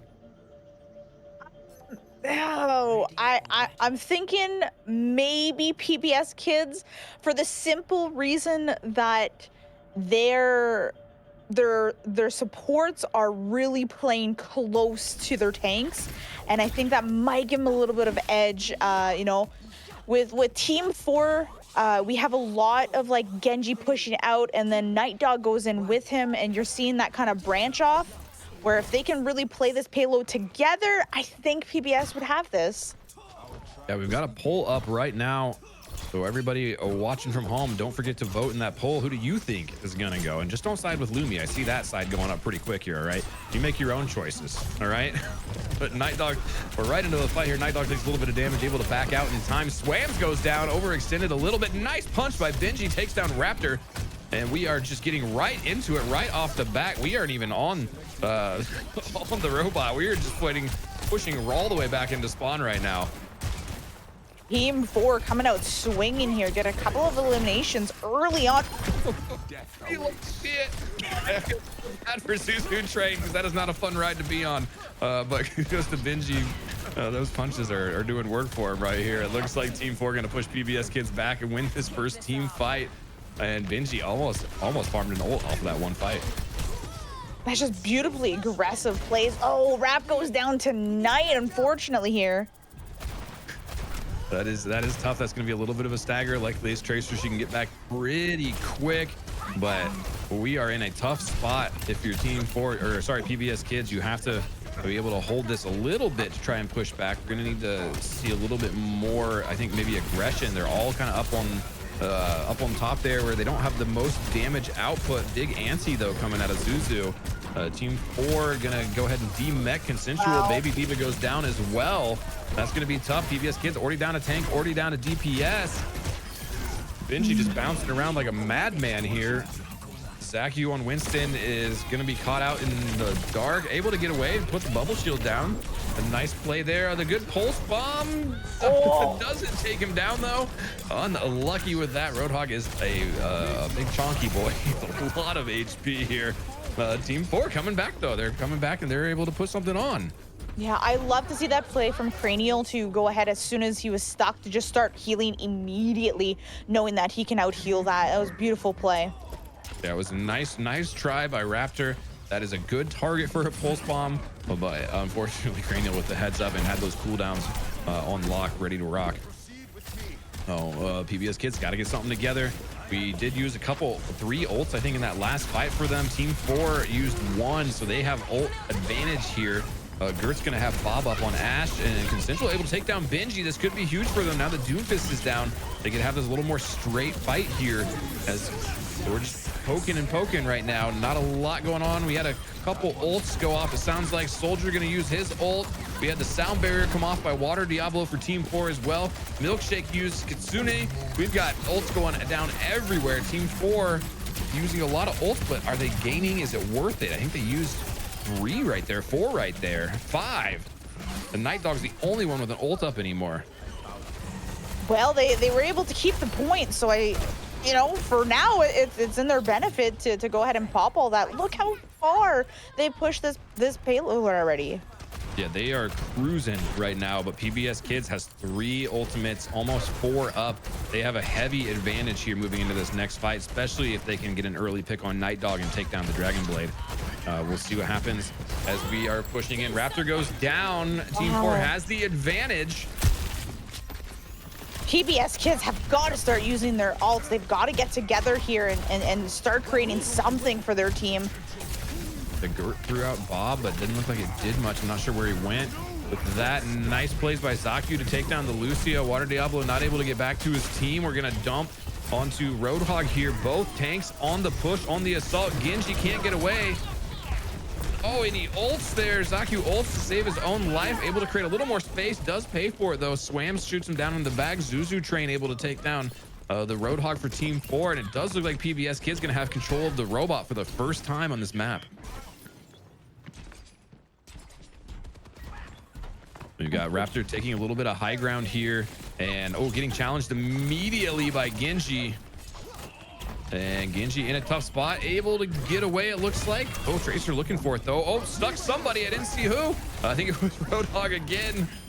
No. Roadhog just eats that alive, does not care. Swams does go down. Gert, nice headshot there on Ash. Ash. I said it with an accent that time. I don't know. You're on the Canadian map. It's okay. There we go. We're pushing back a little stairwell brawl here as Consensual takes down Cranial, so that is going to leave Team 4 without a tank. Benji is holding his own. Ooh, nice D-Mech. Night Dog comes in. We've got a lot of damage coming out from Team 4 right now. Night Dog, man. PBS Kids just falls like dominoes right there. It was an interesting, I thought they had that, but Night Dog came in and just absolutely, decimated their backline there. I love this Lucio play coming to pick up his team. Let's get all back together here. Yeah, sometimes you got to escort, If you got the fast roller skates, you got to get them up there quick. Absolutely. Benji taking a lot of early damage. Looks like we're a full team again. Should be a good team fight here. Although in these open spaces, it has generally gone to Team 4. So we'll see if PBS Kids can adapt and overcome. Improvise it down. Out here, give him a little bit of space. Swams gets Annie. Oh, ults inside, takes down Ana. Ana able to take down the Lucio as well. This could be huge for Team 4 as PBS Kids is left with 0 supports. And here we go with the monkey ult, just trying to, you know, get out of there a little bit. Yeah, monkey ult just for survival, really, at that point. Almost worth it just to die and reset. You're gonna have to reset anyway. I think maybe it wasn't quite aware of everything that was going on right there, and then makes something happen. They looked around and saw that nobody was there with them, and so okay, we'll bail and we'll save this for next time. Team 4 pushing that robot pretty quick, and looks like we got D.Va back in the mech here. Benji just ulted, not able to pick up anything with it, but able to scatter a little bit. Benji does go down to the DPS. Ana Ash again. Cranial is that water Diablo, and the both supports taking down Zaku. Zaku trying to dive the back line on Winston and not able to do it. Kiriko, those headshots can take down a tank real fast. And Milkshake just getting up into the fight here. With another headshot. Yeah. Those headshots are not, that's the first 2 eliminations for Milkshake there, but you can see 2,300 damage, about half of what the DPS are putting up, so not bad damage output from a support at all. And we did make a switch on PBS Kids. It looks like Jam swapped over to Alari here for support. Let's see if that is the game change that they needed. A whole hog coming out, pushes Zaku back. Jam goes down. Zuzu goes down as well. Team 4 winning this team fight pretty readily here. 5-player kill streak for Night Dog on Genji, and he is trying to push back on Ash. Oh, he pays the price, overextended to the spawn. Zaku says, get off of my DPS, bro. He is going to be able to come back quick, though, because they do get the progressive spawn point here. Bob's going to come out. Let's see if he can do anything here.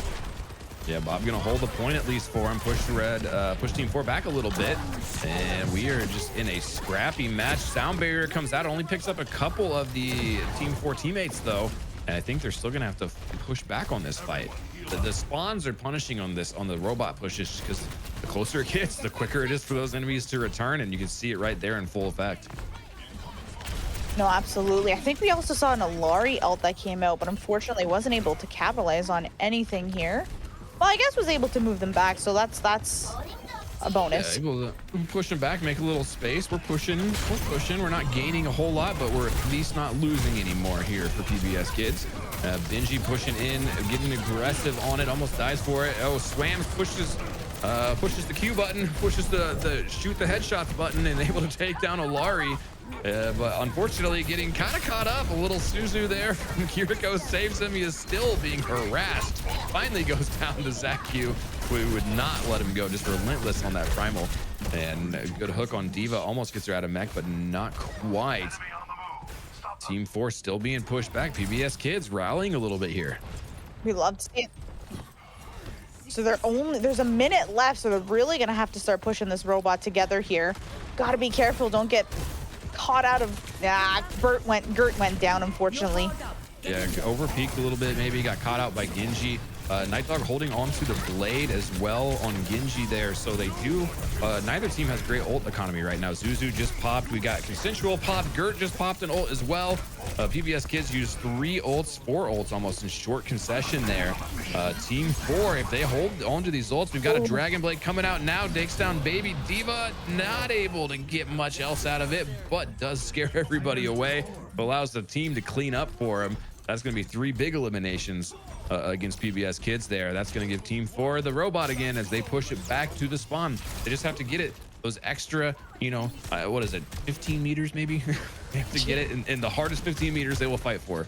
Yeah, but there is only 5 seconds left here, so they're going to have to push for the stall and then continue to push. All right, here comes overtime. This puts PBS Kids on the clock right now. They cannot leave the robot. So the next big team fight that they lose, that is going to be the end of the match here. Looks like Team 4 gets 2 picks early here. It's not looking good for PBS Kids. Swams with another ult, takes down Ana. Both supports down on PBS Kids. Both tanks go down. It's up to the DPS. And that is it's all up to Cassidy. That is going to be it. Team 4 able to control that match. They got pushed back and they regrouped, and man, they kind of put the pace. Kind of set the pace for most of that game there. It looks like Night Dog picking up play of the game here on Genji. no doubt one of these nasty blade attacks he had here. And here it is. Oh wait, not even a blade. There it is. There's the blade. He picked up the first 2 without the blade, picked up the final 2 with the blade. Nice. You gotta love a Genji that can not just poke and do a little bit of damage, but can actually follow through on some eliminations without just relying on the Q button. So very, very good play. Team 4, the surprise comeback. I think they lost that very first round and it wasn't super competitive. And then they just had a little pep talk or whatever they did. They got into each other's heads. They hyped it up and they were able to come out with incredible synergy and put the nuts and bolts down against PBS Kids there. And they're going to win. They're going to win that match and moving on. Some beautiful back and forth. It's been a long time since I've seen such 2 evenly matched teams that just go head to head. And, you know, unfortunately, Caster's curse again. PBS, yeah, right? sorry, you guys. I thought, but that might be my fault. I don't know. You try to call it as you see it a little bit, but scrappy teams on both sides, lots of scrappy fights. I'd be like, oh, they've lost 2 players. They've lost both supports right at the beginning of this fight. There's no way they win. And then for whatever reason, they just pull something out of thin air and able to stay in the fight. So great plays on both sides. Again, they're very exciting matches tonight. Yeah, you know, even like the little things that we weren't able to capture because there was so much happening. We had Train that was able to sleep hog through his ult, and that stopped a lot of momentum, but other things were happening as well, right? So kudos to the supports on that play. Like you had mentioned, really aggressive play style for some of the supports that were getting half the damage of the DPS. And, you know, we got to give it to Benji too, that, you know, was able to really get in their back line, just be very, very annoying on that part. And with the hog being able to push, just that is team plays, man. That is the Doomfist curse. I don't know. I don't even know what to call it. The way the Doomfist is meant to be played, and it is maybe one of the most annoying things in Overwatch when you get against a Doomfist that can jump on the back line, create havoc, create damage, maybe you get a pick or 2, but also just at the same time seems nearly invincible. It does not matter. You cannot eliminate them unless they way overextend and blow their cooldowns. But very, very frustrating to play against. So I feel for PBS Kids there. Although Benji, great on the Doomfist, minus those couple little self-environ eliminations there, but able to make up for it in the end and keep the team in the game. So nice job, really all around. I love seeing supports pick up a little bit of damage, get some eliminations, especially on Kiriko. Those headshots with his kunai are so satisfying to hit, but especially when you get dove by like a Winston. We saw Winston dive in on the back line, and Lucio and Kiriko just melted him. Yeah, he did a great job on that Winston. It's just, he couldn't capitalize on some of those big pushes from his team. If they come back for the next tournament, maybe talking about, when we go push together, maybe have somebody else go and support him on that, because he did a great job at really pushing the back line, but unfortunately didn't have the support that he needed to be able to capitalize on. We saw a lot of them with like slivers of health nearly, eliminated, but were able to stay alive and swing the momentum the other way now once your tank is away. So, kudos to PBS Kids. What an excellent job you guys did. That was really fun to watch. Yeah, it is very very tough on Winston to just kind of solo jump the back line and hope that the rest of the team doesn't turn around and just absolutely melt you. If you have a DPS or somebody that can follow up with you or at least target the same person as you, the eliminations go way up. It is very hard to play solo Winston. A really, really fun tank, really what I would say an underutilized tank. I don't know how he is in 5v5s today, but at least in like late 66s after dive comp went, you never really saw Winston's too much anymore. It's all double shield. So I like to see a good Winston play. A monkey strong, monkey goes in and does some damage, but it is a tough tank to play, that's for sure. Absolutely. We had seen some nice hooks too from Roadhog that round. Knight on the Genji got like 3 or 4 times where he had 3 or 4 picks in a row, and not necessarily just from his blade. So kudos to Knight on that play as well. It's just phenomenal gameplay by the entire team. It wasn't just one standout player. Everybody did what they needed to do to be able to win that game. Yeah, there was no hard carrier on either team. Sometimes you see it like, oh, this guy is like without him, this team is not doing what they're doing. There wasn't any of that. Everybody showed up, showed out, played their parts. You know, we had some mistakes obviously here and there, but for the most part, it was very cohesive. The team fights were very even. If we lost one on red, we lost one on blue. Very rare did we have a team fight that just snowballed one way or the other, which made that very difficult to cast, by the way. So you guys stop that, all right? If one of you goes down, everybody else just give up, okay? So we can cast that a little easier. All right, you're confusing me with your underdog comebacks here, okay? I don't like it. I love that. So it looks like we are going to be to a little break here for just a second as we get ready for this next team to come up. We will be back in just a minute, so stay tuned for some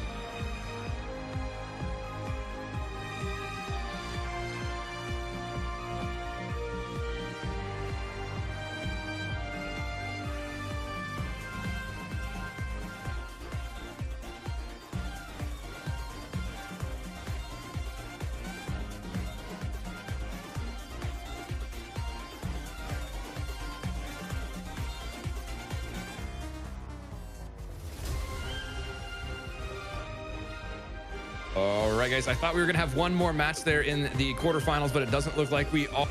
So with the quarterfinals coming to a close, our competitors will be taking a short break to strategize, and we'll be moving into the semifinals here shortly. Lumi, what do you expect to see from our competitors in the upcoming match? Is there any particular team you're expecting to shine in the next round? We saw a lot of great play across the board. Yeah, I'm very curious to see how these teams are going to really go head to head here. I'm excited to see the scrappiness of Team 4. I'm not going to lie. I really want to see that persistence, and I want to see what they can do against these other teams. While we're at it, there's going to be a poll up in the chat. You guys vote right now to let us know who you want to see win the next rounds. With the 4 teams moving on to our semifinals, we're going to go ahead and they need to go ahead and pull together, strategize, and get ready to face the top performers of this event if they want a chance to make the finals tonight.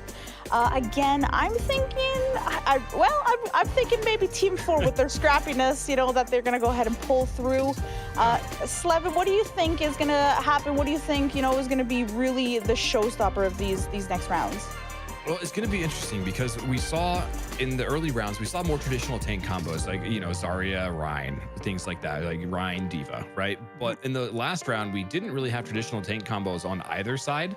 And Team 4 was able to come away with I think the Roadhog Doomfist pretty much the whole time, which is kind of an unusual tank combo to see. There's not a lot of synergy between those two characters. There is a lot of bullet sponging though. So we'll see if that type of tank combo going up against a more traditional like Rein Zarya combo and how they adapt to that type of different stress there. So I think that it's going to be fun. We'll kind of see what happens going into it, but I think the persistence for Team 4 was amazing. We'll see how they do it going up against more traditional combos, I guess. But is there a favorite strategy that you had? What did you see that you really liked? I love the smart thinking of all the teleports early on to really get to those positions and be able to hold. I think for the teams that were able to get there first, they were really able to capitalize on that. So I'm excited to see how they're going to, you know, face off now on one another. They kind of see that, they've seen that strategy. So now how is it going to be countered and how they're going to, you know, keep utilizing that moving forward. Slevin, was there a play that really stands out to you the most? What was like, you know, your favorite go-to? It was the Benji triple boop to self-death. that got me. That was because it was clutch. It was awesome. You won the team fight. Then you overextended just a little bit and fell off like 10 seconds later, which is always funny because like we did something really good and and then that happened, right? But it was a good play. It was just funny too. So it was exciting and entertaining at the same time. What about you? I do think it was the grab with the Maywall earlier on. I loved seeing that pull, and to me that was just a really smart play by the teams. So Slevin, it looks like we have some new members joining us in the chat here tonight. Would you mind giving them a quick rundown on what the Dragonblade Arena League 6v6 edition is? Yeah, absolutely. So everybody joining us during our break, welcome to the Dragonblade Arena League 6v6 edition. My name is Slevin. I'm your play-by-play caster this evening, and in the booth with me today is my co-caster and game analyst, Luminestra. Before we get back into action, I do want to take a quick second to thank our producer, Dr. Soup 143, for running this event and doing all of the behind-the-scenes work. Be sure to show him some support and follow him. Check him out in the panels below. For this event, KTN is contributing $300 to the Dragonblade Arena 6v6 cash prize pool tonight. Kick Tournament Network is also officially sponsored by Kickbot. Kickbot is the most advanced tool for Kick streamers, offering everything you need in one place: a clip command, AI text-to-speech, a Stream Deck plugin, alerts, and highly customizable widgets. Get started for free at kickbot.app. Or enjoy your first month of premium for only $1 with promo code KTN.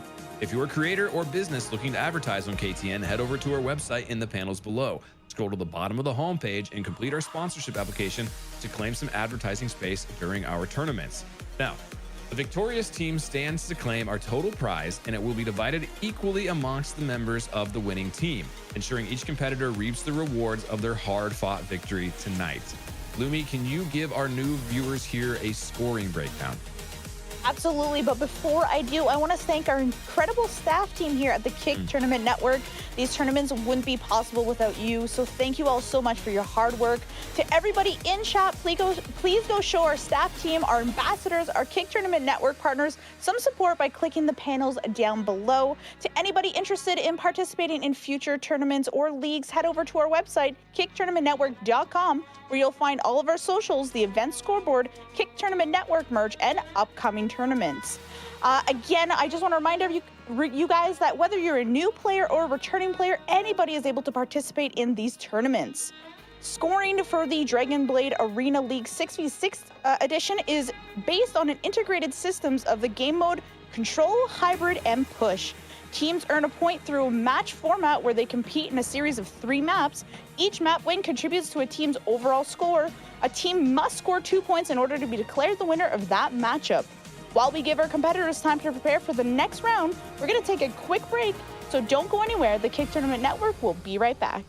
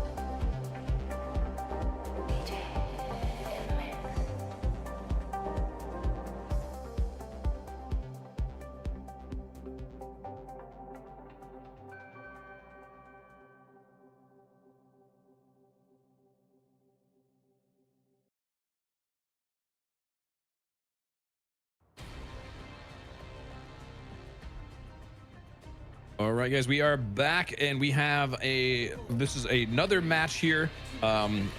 Before we actually move into our semifinals, this is going to be against TTS and Gifted Ones. We had a little bit of technical difficulties on both sides here, and so we're going to hop right into this third match. And we are getting right into the battle here. TTS and Gifted Ones fighting over the point a little bit. Nope, TTS going to be able to take it pretty freely here, as Gifted Ones not really going to give them much of a fight to the point. We do have a couple interesting team comps here, though.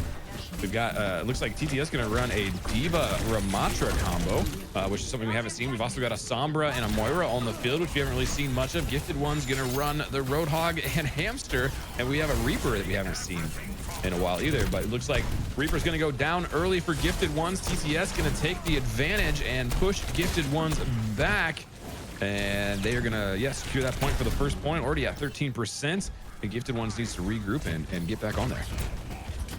I'm so excited to be able to see different heroes here. I love the non-traditional picks. This is going to be very exciting. Yeah, it is fun to watch and see how these non-traditional picks, as you said, kind of coordinate here. But Rolindo coming in big on Kiriko, taking out a couple of TTS there, and Hamster coming in. Just going to go ahead and melee that Sombra off. One hook, one kill, it looks like there as well. Roadhog going to take down Baby Diva, and Gifted Ones rallying right back in there and taking the point pretty quick. TTS back, and we are fighting. Ooh, one hook maybe overextended. He does. He goes down early. That is going to be tough for Gifted Ones to hold this. They are losing a lot of HP very quick. Looks like Kick Gifted 1K goes down on Sombra, giving TTS even a further advantage here. And take me to your leader on Hammond goes down. That is it for the Hamster Ball. TTS took back that point with a vengeance. Great job on Gifted Ones to not just spam ults there out of pure panic. They were able to just hold on, take a breather here, and try to regain. Now, you know, it's going to be pretty similar. They each have, what, 5 ults apiece here, almost 6. Here we go. Yeah, this is going to be, we're either going to blow them all at the exact same time, or we're going to communicate well and stagger them. And it looks like we got ults going off, 3 off of Gifted One there. And then it looks like 3 coming off of TTS as well. Not a lot happening, kind of canceling each other out, to be honest. But Take Me To Your Leader does go down for Gifted Ones. It's going to give TTS the advantage. They're going to use it as Tommy Slat on Ramatra pushes in, but pushes in just a little too hard. One hook able to take him down on Roadhog there. TTS still holding the point, though. Gifted Ones needs to get it together. TTS already at 80%. That was a quick hold on TTS's part. We got the Reaper ult probably.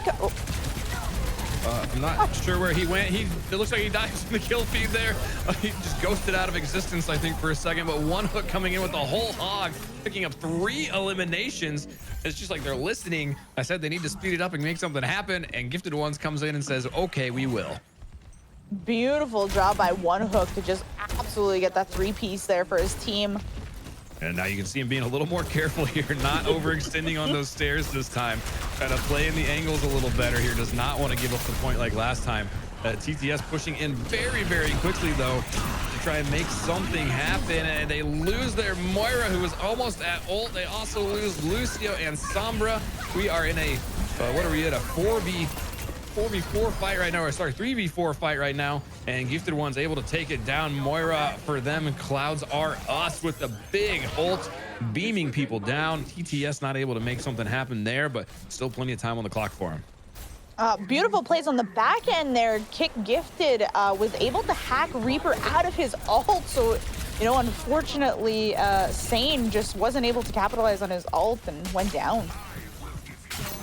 And we've got coming back in, Sombra trying to make something happen, does the big EMP. This could be huge for TTS, and it is. They're picking up lots of eliminations here. We've got Gifted Ones on their heels as they're running back. They don't know what to do. They're scattered. TTS on the point. Gifted Ones has to touch. It looks like Reaper able to get in and make something happen, though. Overtime is ticking down pretty quick. Hammond gets blocked. Nice Lucio boop to keep him off the point. They're not able to get in there with the stall ball, and TTS swings back hard and takes that first round. That was a beautiful, that's how you do that EMP ult, and you had the Moira coming in, following up right away with her ult as well. We'd love to see that.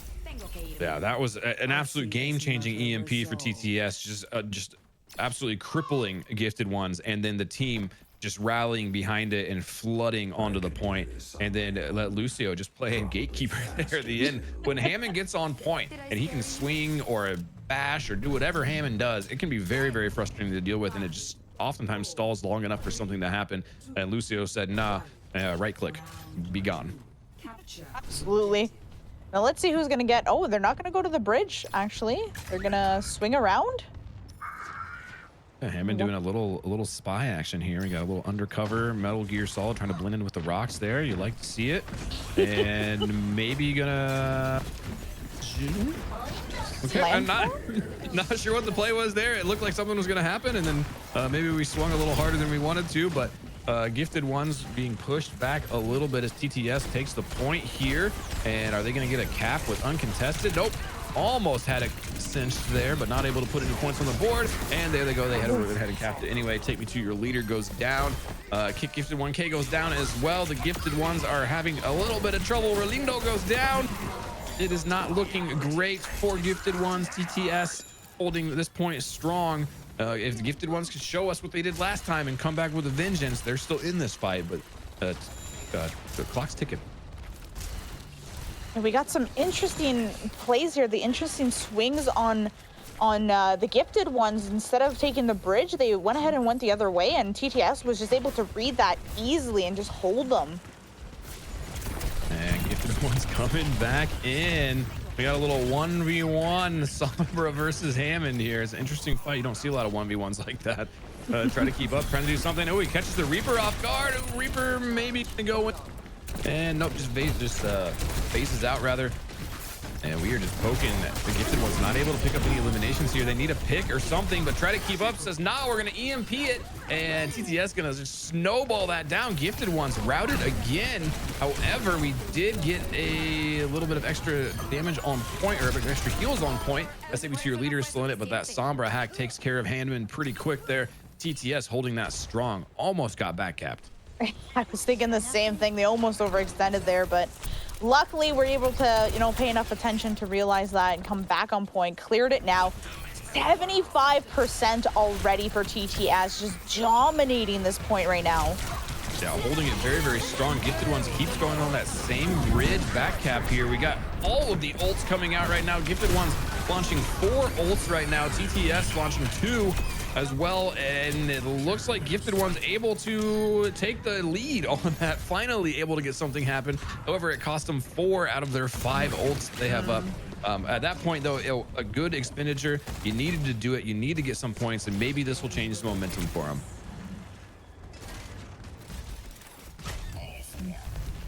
TTS kind of trying to figure out how they want to attack this. Their first time really on attack here. It looks like they're going to go through the bridge as well. Hammond coming in from the back. He creates a little bit of chaos, pushes people around, and nice slam down there. Oh, yeah, Gifted Ones. Reaper with the ult takes down Neptune. We've got the whole hog going off, trying to keep up, goes down. Tommy Slack goes down. Gifted Ones on defense, showing their chops here.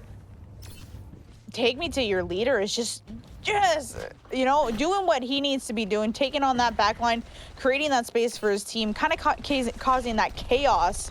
Doing a great job here. We got the EMP back up. Yeah, EMP back up. You can see, yep, there it is. Big EMP immediately takes down Gifted 1K. And Sombra is just playing their heart out right now, try to keep up. Absolutely controlling the pace of a lot of these team fights here for TTS. All they got to do is take down Hammond. A little bit of a hack. Nope. It goes down anyway. And not able to do much here. Gifted Ones on the fence being pushed back. TTS took the point during the fight. If Gifted Ones can't do anything here, this is going to be it. The overtime clock is ticking down. I don't want to call too early, but I think TTS is probably going to take this. The Moira's trying everything, just out of juice here. The Reaper ult coming out. Ooh. Oh, that's going to solidify it for TTS there. Big ult for Sanimi. Takes down a 2 there. Tommy Schlatt and Ship picking up a little bit as well. Man, Gifted Ones did not give up easily on that last push. I thought they were down and out before they were. They were scrappy, but TTS just had the edge, able to take that match. Let's go ahead and watch the play of the game here. Oh, okay. Well, Moira, all right. We got the beam, the Dragon Ball Z beams here. We are healing and we are hurting all at the same time. That was a really good location for that beam. Team stacked in front, enemies stacked behind them. The beam just goes through everybody, and you know, a lot of good output there. So yeah, great play of the game, a great effort by Moira, good effort by both teams. TTS just had the advantage there, but now we are moving on to the payload map. Oh, good old King's Row, and it plays a little bit different. So we'll see. We'll see if Gifted Ones can do something here. I'm curious to see if Try to Keep Up is going to keep on the, oh my gosh, Sombra. It's like the hacky lady, that's what I call her. The happy lady.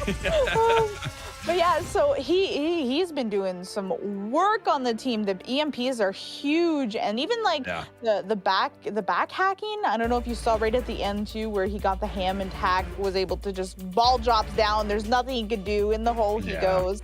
It's tough. It's tough to Sombra, or to Hammond against this good Sombra that just tries to point you out, tries to pull you out, and just hack you down, and then you just just sitting back. You know, rolling around's cool until you can't jump, have a shield, or do anything else at all. Right?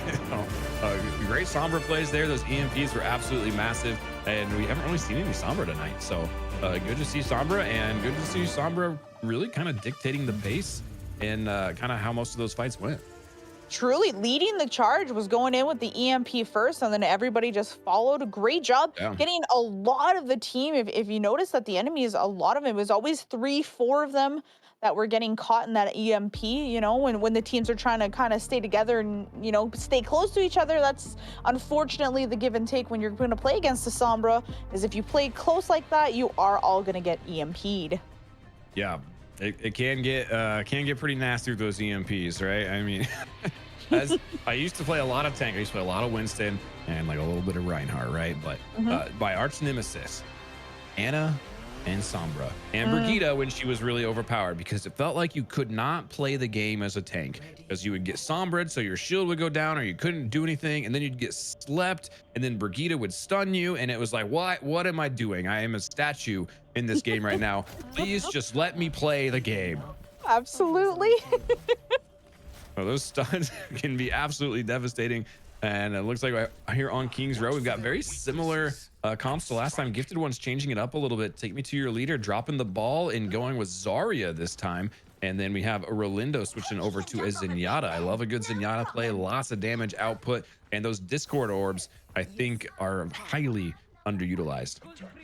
Absolutely, especially against this comp. I think this is going to be huge for them. Well, Rolindo, go ahead and debating us and switch to Lucio and then to Kiriko. So we got no Zenyatta, never mind, no Discord orbs for us. Just kidding. I'll cry about it later. It's okay.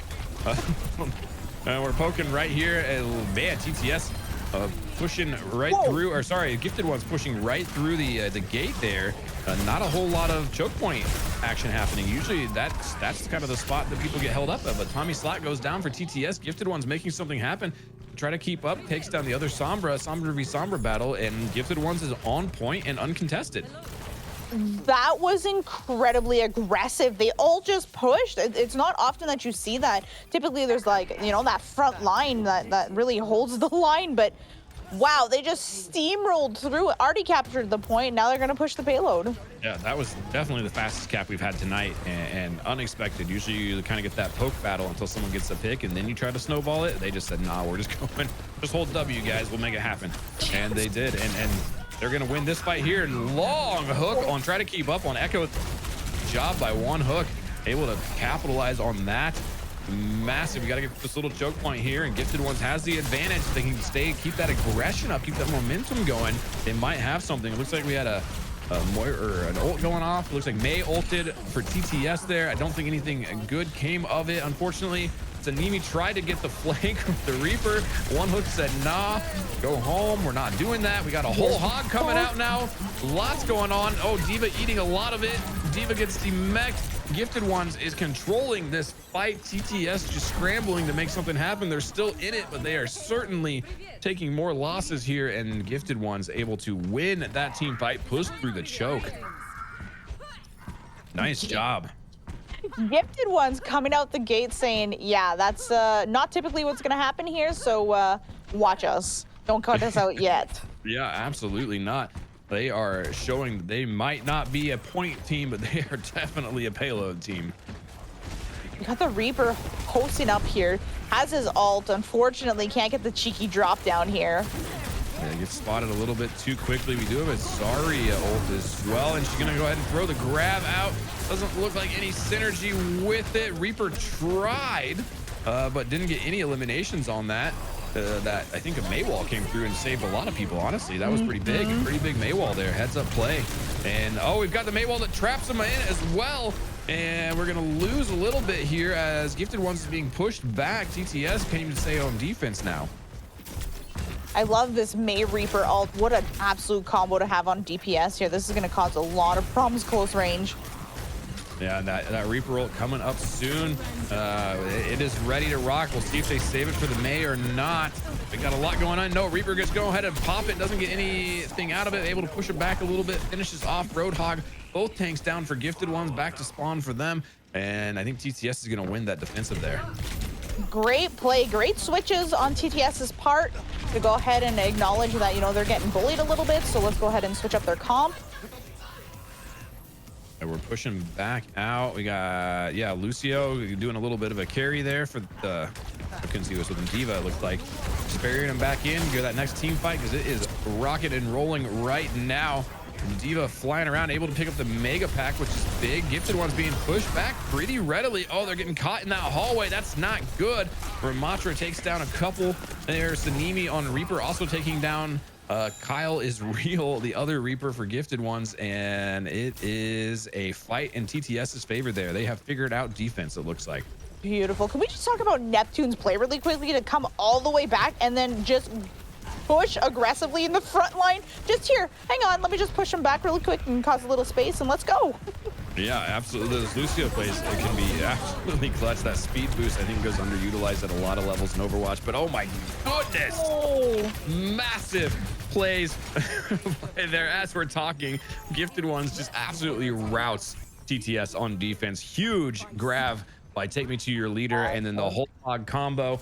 We did also have a Moira combo on there. They were definitely utilizing the most of that grab to take down TTS. And they still are going to have a couple ult. They can use the kind of thwart this. Yes, that's the whole economy though. And we'll see how this next fight goes. It looks like we got a Moira ult going off there for True. He also had the Neptune pop the ult. You always got a question of both supports popping the ults at the same time, but it looks like it's paying off for him. We'll see if it comes back to haunt him in the next fight. Ryan has been getting his ult pretty quickly here, so I'm guessing just, you know, pop it and go instead of holding it. Try to at least get Halo to the next, you know. You definitely don't want to hold the ult for too long, but when both supports pop ult, it can be tough on the next team fight here. So we'll see. Neptune does seem to be charging it pretty quick though. And lucky for them, Gifted Ones don't have any ults either right now. So I think the ult economy might work out. But both support ults is tough to overcome sometimes. But, you know, they held it, which is good for them. So they only have 60 seconds left to hold. And Sanimi got an ult popping right up. Tommy Slot also has an ult. Gifted Ones still farming theirs up a little bit. So this team fight could be a big factor here because they're probably only gonna have one, maybe two after this team fight. And it looks like Tommy Slot going in there. He's slapping him around, takes down Hog and Moira, and able to make One Hook use his ult for not much gain there. I think TTS, big plays by them there. Gifted One's going to be tough. This is going to be a really tough rally for this last push. With not a lot to go here. Take Me to Your Leader has been swapping left, right, and center. It looks like, you know, is now going to be on the Diva here. Yeah, you got to try something. You know, this is the last push. Diva's got a little bit more mobility. She can absorb some of that damage that they're putting out. TTS does have 3 ults. However, Gifted Ones has 1. If Gifted throws the EMP out, able to do something with it. And we got a May ult gonna take Me to Your Leader. D-Mech there. TTS responding in kind here. I think that they're gonna have this hold.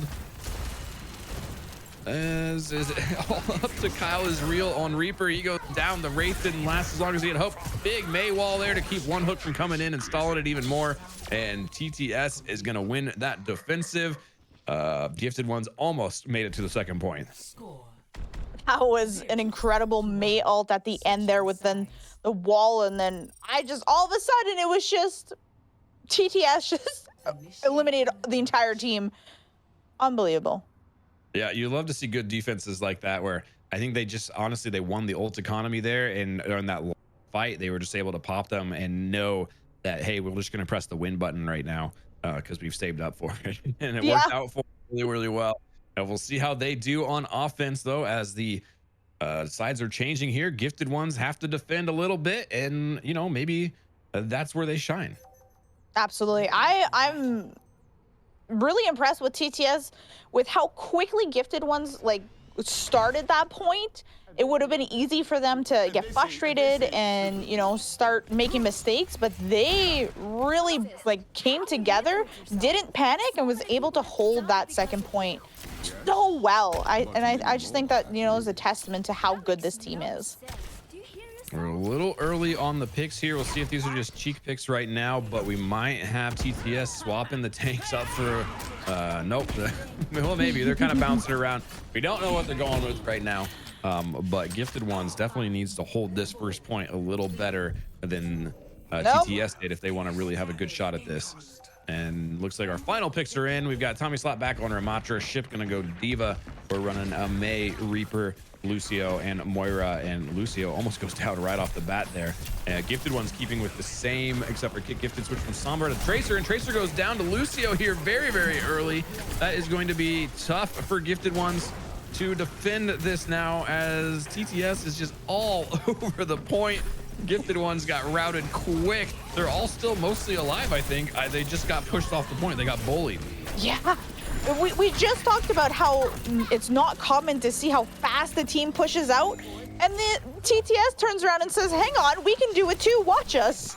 Yeah, both teams not great defending the first point. They're the long defense teams, I guess. They like to defend in the alleyways a little better because those were phenomenal first pushes on both sides there, and those defenses just did not hold up. So we'll see if anybody's going to make any changes. It doesn't look like, well, Kit Gifted going to swap back to actually Sombra here.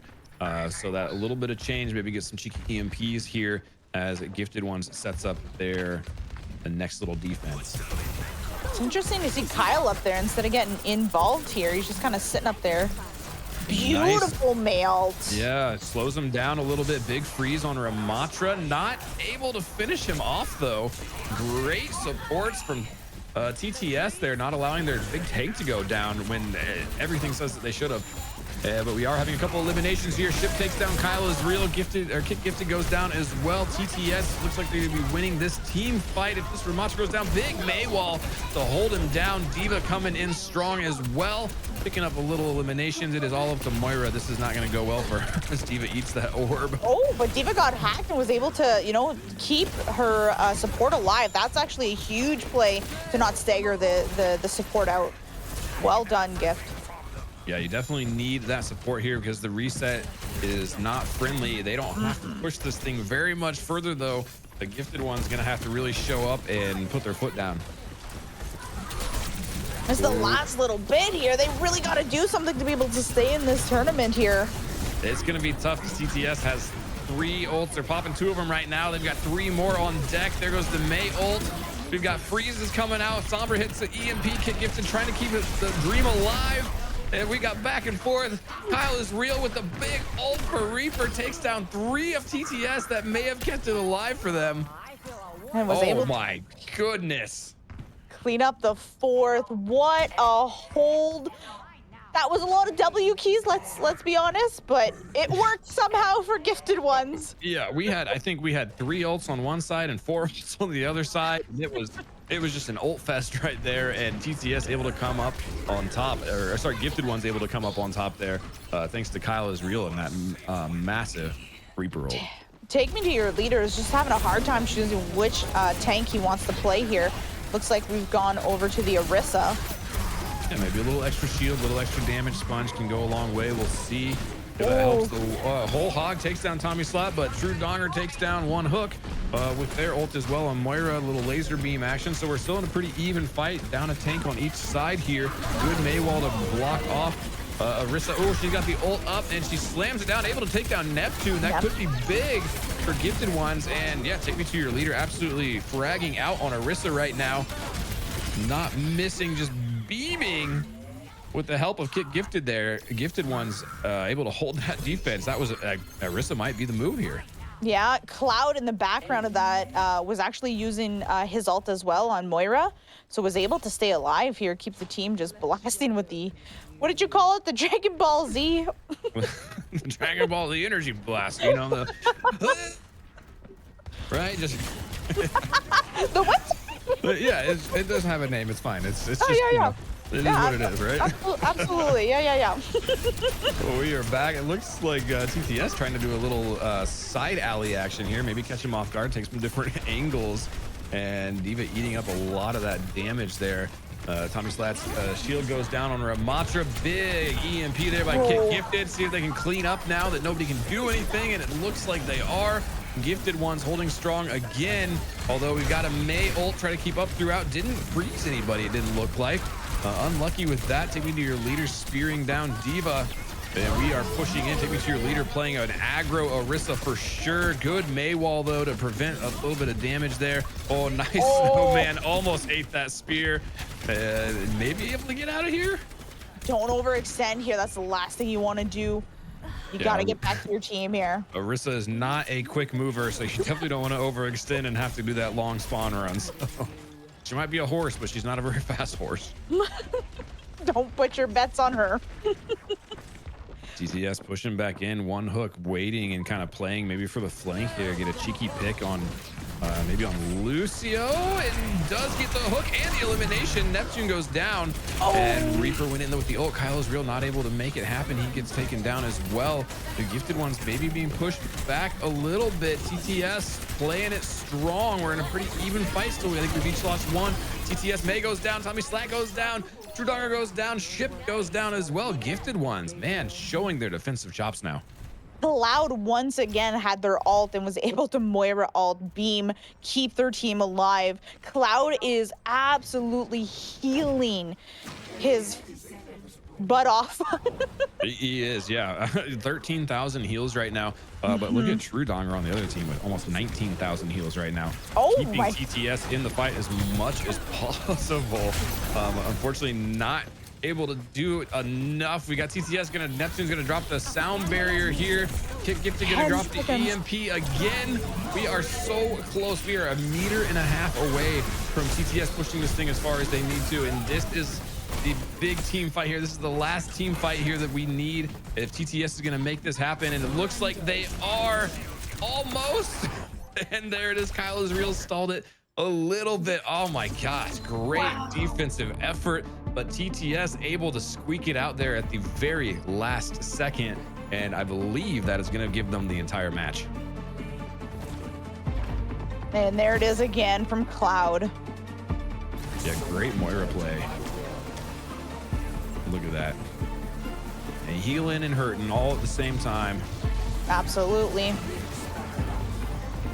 Lots of damage going out, and Arissa just following that beam and just going in with the aggro. That, I mean, great change to swap over to Arissa and try to make something happen. You know, it was fun. It was aggro. It was good.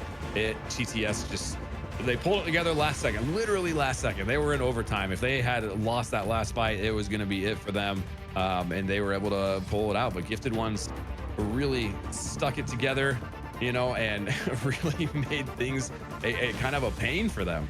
And so we are going to drop straight into the semi-finals now. I believe those matches are getting set up. That was our last quarterfinals match, the one we had a little technical difficulties getting started. So now we are moving into the semi-finals. These are the last 4 teams competing to move into the final round for that $300 cash prize.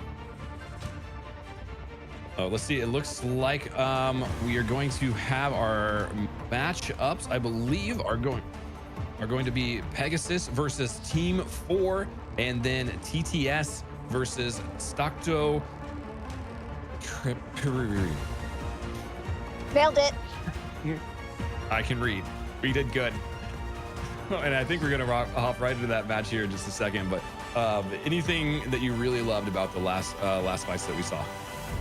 We got to talk about the support plays. I hadn't even noticed almost 20,000 heals, on that opposition Moira. Just unbelievable plays. We talked about it with the extra tank. There's so much more health pools, and the supports are really showing off here. This tournament in particular, the importance of a fine balance between being aggressive and playing some DPS while also really supporting and having those big heals. Kudos to the supports for that. The tanks are just, they're doing what they need to do. They're creating so much space, and I love seeing these Sombra plays. Also, the maze have been massive this tournament. Like the walls that are coming out, the freezes. They're clutch. Yeah. I'm very curious to see what the team comps are going to be. I have no idea, except for what do you think? Do you think One Hook is a one trick main? Do you think he's gonna just constantly be? Man, his name's One Hook, you know what I mean? And he's been on the hog the whole time. I don't know if he's a one trick, but he's definitely got a favorite. All right, that's for sure. So, and then we got our Doomfist. I think we had a second. Do we have a second Doomfist? No, I think we only saw the one Doomfist, right? And that was Benji. And I imagine we're gonna see him on Doomfist again. Just popping out there. Hey, if you can one trick and you can one trick well, by all means, go after it. But it is going to be interesting to see how these tanks. We've seen a little bit of variety in the tank comps, some unusual tank comps, or what I would call unusual tank comps, and those are going to clash. And we've had a good variety of characters played, which is always nice to see. This next match between it's Team 4 and Pegasus. Pegasus, I feel like, has the very traditional composition where Team 4 is just, fly off the seat of their pants. They're going to do what they need to do to be able to get these wins. So I'm very curious to see how these two are going to go head to head, how they're going to stack up, and how they're going to adjust to one another. When you're Pegasus and you're accustomed to, those customary matchups and the heroes you're used to, how are they going to match up? How are they going to adjust to just having a completely different team composition? Yeah, definitely. That plays a role for sure. And, we've had a little bit of cooldown on those teams as well. They haven't really played in a minute. And so we'll see if that affects them going into these next rounds at all. If, maybe hopefully they've been keeping warm doing some practice or some custom aim training or whatever it is. But ideally they've just been formulating a gameplay. They're going to be playing the same maps just against new competitors. So hopefully they were able to analyze what worked, what didn't work, what comps worked, what counters worked. And, maybe they'll come out and surprise us with something new. I'm very excited to see. I think it's Yurvik who was playing the oh my goodness, why do I keep forgetting Symmetra? I keep forgetting her name and I don't know why. It's because I have their own names, right? So when it actually comes to the real names, I forget. But they were playing that tremendously well and had a ton of DPS that first round. So I'm excited to see what they're gonna bring to the table here, especially against is it Swams, I think his name is, from the other team. Yeah, Swams and Knight. They're Swams both was DPS and hit scanning out here like nothing. And the Night Dog was on that Genji, and those blades were insane. We got Milkshake probably gonna go Mercy, Water Diablo. I think CO. I mean, we got lots of stuff going on here, and maybe Benji can stay on the map this whole round. Do we want to put potentially a pull up to see if does Benji fall off the map? Yes or no? What's the over under on this? What do we? But it looks like here we are though. We got Pegasus versus Team 4 in our first round of the semifinals, and Pegasus gonna keep with what they know. Sky Kaifi gonna run Zarya and Reinhardt, and then we've got Zervok Typhoon on Torb and Junkrat, which is what they did last time on this map, and Summit and Pride on Baptiste and Lucio. A lot of Lucio play today, and then Team 4 doing what Team 4 does, the exact same comp we saw him play, I think, pretty much every map last time. We're right here in the middle as Pegasus gets early lead into the center. Benji hopping up high. Trying to get something done on the backside. Oh, we've got Genji getting hit around by Kaifi there, but he's able not before he takes out Typhoon. And this is a pretty good early fight here, kind of back and forth. We've lost Benji down to the Lucio. Unfortunately there, it looks like Pegasus going to be able to take this first team fight here as they have advantage. They capture the point and percentage is ticking up. I'm curious to see if they're going to be able to do that tour play, just keep them all at the entrance, just, you know, burn them and do a grab like they did the first round. I'm excited to see this again. Oh, Knight went down, but Milkshake was able to get the res here, but that's a early burn on the res. Yeah, early burn on the res, but sometimes you need it to really push in there. Although Pride takes down Swams. Pride out here, I mean, that's just, I think, second of the game. Pride, but the Lucio for Pegasus leading the game in eliminations right now, which you don't see very often. Just spamming those sound bubbles down there, and looks like getting some cheeky headshots on some weak opponents, which is awesome. You love to see that as a tank player, see these guys get weak, and then your back line really target them to see if they can finish them off. It looks like we had a shatter strike go off in the background there, not able to capitalize much on it, and Team 4 actually able to kind of reverse it on there. Night Dog takes down Pride, and Water Diablo takes down Summit. So Pegasus fighting this with 0 supports right now as they are being pushed back. Nice hook by Cranial there, takes down Azurvik. Pegasus on their heels, getting pushed back really, really, really hard as Team 4 just snowballs onto the point, and they're able to cap it and stop Pegasus at 64%. Water Diablo came in clutch with his Lucio ult to keep Team 4 alive in that fight there. Yeah, you love to see a good sound barrier there. Really gives you the extra help to get through it. Swams popping the ult here. Not able to get much done with it. Just eaten by the shields. Pegasus coming back strong here as they take down 3 off of Team 4 and immediately cap that point back. Oh, nice wombo combo there. the Rhine and Typhoon, Fire Strike, and then finish off Night Dog, send him back to spawn, cause a little bit of stagger for Team 4. That's going to make this next team fight just a little bit more delayed. Yeah, luckily, Benji was able to survive that attack there and was able to get back to his team. Ryan checking the flanks. Everybody's in front of him. Just stay in front of the big blue triangle, or rectangle rather. I know shapes. Nice window by Baptiste there. Maybe get a little damage. Benji coming along the flank. I think he gets stuck. No, he went up into the ult, comes crashing back down, not able to get anybody with it. Kaifi waiting for him. Big shatter there, gonna take down a couple. Pegasus holding this point. It looks like the team kill is gonna secure the round. Pegasus taking it early here. Giving us a little flex at the end here. Yeah. Big hammer, big strong, you know. But man, Pegasus came out literally swinging there, and I don't know that Team 4 knew really what to do, how to adapt to that, but we have a little more maneuverability on this stage of the map, I think, without the, you know, being kind of enclosed in that capsule there. So we'll see if that gives their, you know, Night Dog, their Genji and Benji on Doomfist. It gives them a little more room to maneuver and see if that gives them an advantage going into this. But so far, struggling a little bit against a more classic tank lineup. Absolutely. And hey, Perks, he hasn't fallen off the map yet. That's true. You know, Benji staying on the ground and in the air and falling to his death yet, but there's still time. There's still time. But hopefully he does it. If he does it, he does it after getting another 3-piece, you know?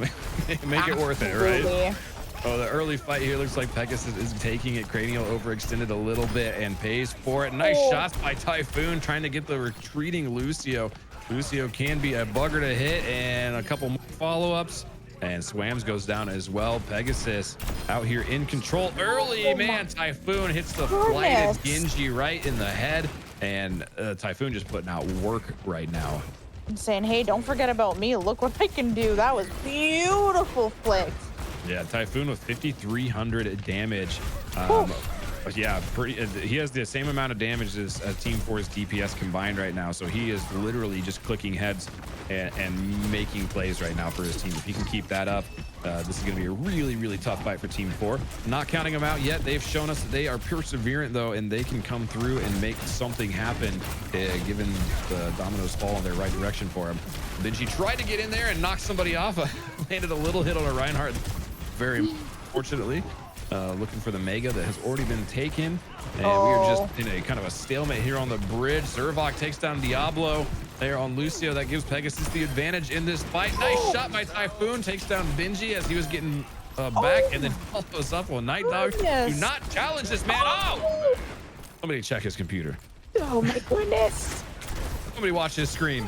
This man is going crazy right now, picking off all of these low HP, just getting them finished off, which is fantastic. You love to see that from a DPS, especially a hit scan, because they are one of the most able to do it. And I've been on way too many teams where my hit scan DPS cannot make that final shot. I'm one of those people. I'm so sorry. You stick on your supports. Oh, Tifa almost goes down, able to fly back up, and then no loss there. The Zervok takes down a Night Dog. Night Dog not able to get anything going on Genji here. Benji goes down. Typhoon catches him with the high noon. Typhoon on fire, just running in. Oh my goodness. Team 4 having a lot of difficulty. They have one more team push here to really get something going. Pegasus is just dominating on the bridge and on this point right now. Just beautiful team plays. Overtime's going, see if Benji can get in here. He does. He's able to stall here. What's Lucio that's in there? Yeah, Water Diablo popped the ult, gave himself a little bit of extra time, stalled it a little bit. Oh, he saved himself. He saved himself, but not quick enough to get on the point. But Benji did not fall off the map, so that is huge. Pegasus, though, oh man, the synergy and just the way that they were covering the angles, and then Typhoon picking off all those little follow-up shots, and when he needed to keep them staggered. Massive plays all around. Just incredible. There's the hammer. Boom. Nice little cleanup. Yeah, I love a good Rhine Shatter. It's always fun to watch, you know. It's always fun to be on the other side of it when you can block it, though. You know, that makes you feel real good, because you know that can be a game-changing ult, right? A lot of ults in this game are like Cassidy ults, for example, or generally you just end up using them for space. Very rarely do you see like, oh, a 4 or 5k Cassidy ult. But Rhine ults, 4 or 5k is pretty much all the time, right? If you can get a good one, you can wipe out an entire team. So always good to see. Great first round there. We are now loading into King's Row here. So we've got another shot for Team 4 versus Pegasus. And I believe Team 4 was a little bit better on King's Row than they were on Lijiang Tower in the last match that they fought as well. Yeah, that just diving in, right? Let's see what they can do here. This Rhine, though, this Caffey from Pegasus is just holding ground. And then with the Sky Bubbles, just being able to, you know, get his shield built up. It's just unbelievable play by these guys. I'm excited to see what they're gonna do here. Oh, giving us a little bit of love here. If they keep feeding Sky in those bubbles, I mean, Zarya that's charged up is like, it's just like running into a lightsaber, you know. You just don't stand a chance. Your health goes down so fast. It doesn't matter who you are. But it looks like Team 4 are going to swap it up a little bit. Swam's going to hop on the Bastion instead of the Soldier that we were used to seeing. And we've got some early shots coming out. Zarya trying to get something happen. A little bit of bubble damage there from Swam's not enough. Yeah, Cranial goes down immediately. And hopping on Ramatra, generally a player, I think, earlier in the tournament here. So Cranial switching it up a little bit here as Pegasus kind of holds to what they know. Typhoon on Hanzo, though, instead of Cassidy. We'll see if he's as good of a projectile sniper as he is hit scan. He's already doing some great work for his team here, getting the first pick right off the rip here. Getting some good damage. Yeah, we've got a lot of poking back and forth here. Benji almost overextends, saved by the Mercy there. Good play by Milkshake, keeping him in the game. And Night Dog just poking a little bit from the tower here. Ooh, nice little deflect. Benji pushing in on the back line. And we might have Pegasus pushing out. Yeah, Team 4, it looks like they're going to be routed a little bit here. And yeah, they're going to get pushed back to spawn. Pegasus with a good defense there. We're also seeing Fry getting in on this DPS as well. Once again, just, you know, like you said, just throwing those little Lucio disc in there and doing some good work. Yeah, it's a little sound blast, you know. They're slow moving. They don't hit very hard, but they can be annoying, especially if you're just shooting down a hallway. You know, you're gonna land some of them. Looks like Benji trying to make something happen by jumping around on the back line. He meets Typhoon.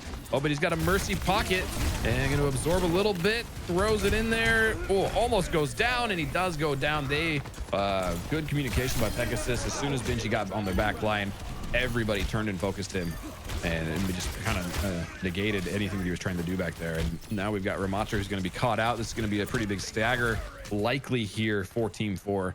Pegasus showing no signs of weakness on defense. Absolutely. Typhoon earlier hit like a no-look almost headshot. That was incredible. You can see Cranial goes down, causing a little bit of a delay here. You have to wait now for them to go on. It's unfortunate, especially on this side of the map, because if your whole team goes down, there is nowhere that you can just jump off of to reset. You kind of have to wait for the other team to eliminate you. And if the other team is playing it intelligently, they'll just kind of let you sit there until it's your turn, you know, until they've decided that it's going to be enough of a stagger, so we'll finish you off now.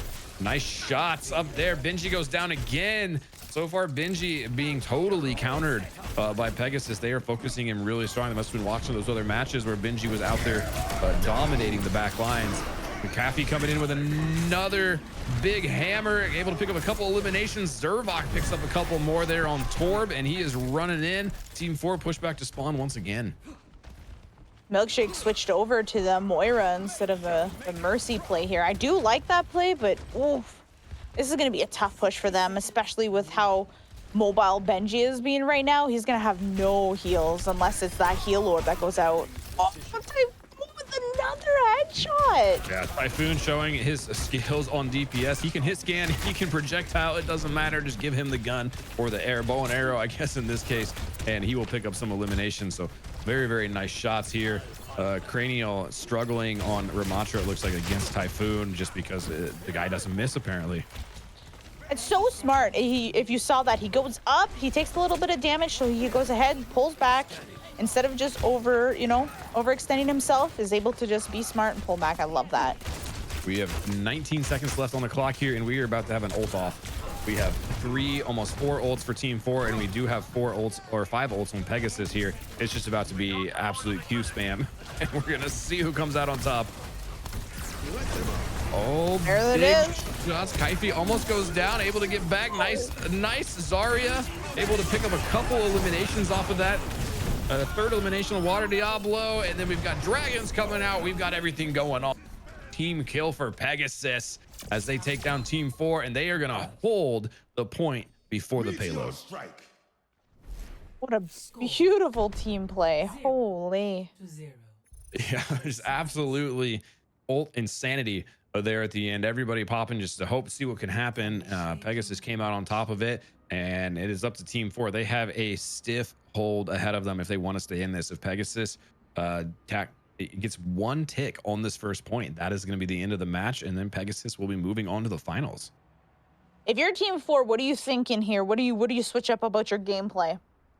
Yeah, I think it's like I had kind of mentioned earlier when I was wondering, this kind of non-traditional kind of a weird tank combo going to play up against a more a more standard tank combo, and I think that they're struggling a little bit with it. Pegasus is very, very focused on Benji when he overextends. They're really shutting down what he was so good at in the earlier matches, which was getting behind, causing chaos, and even picking up a couple eliminations on the back line.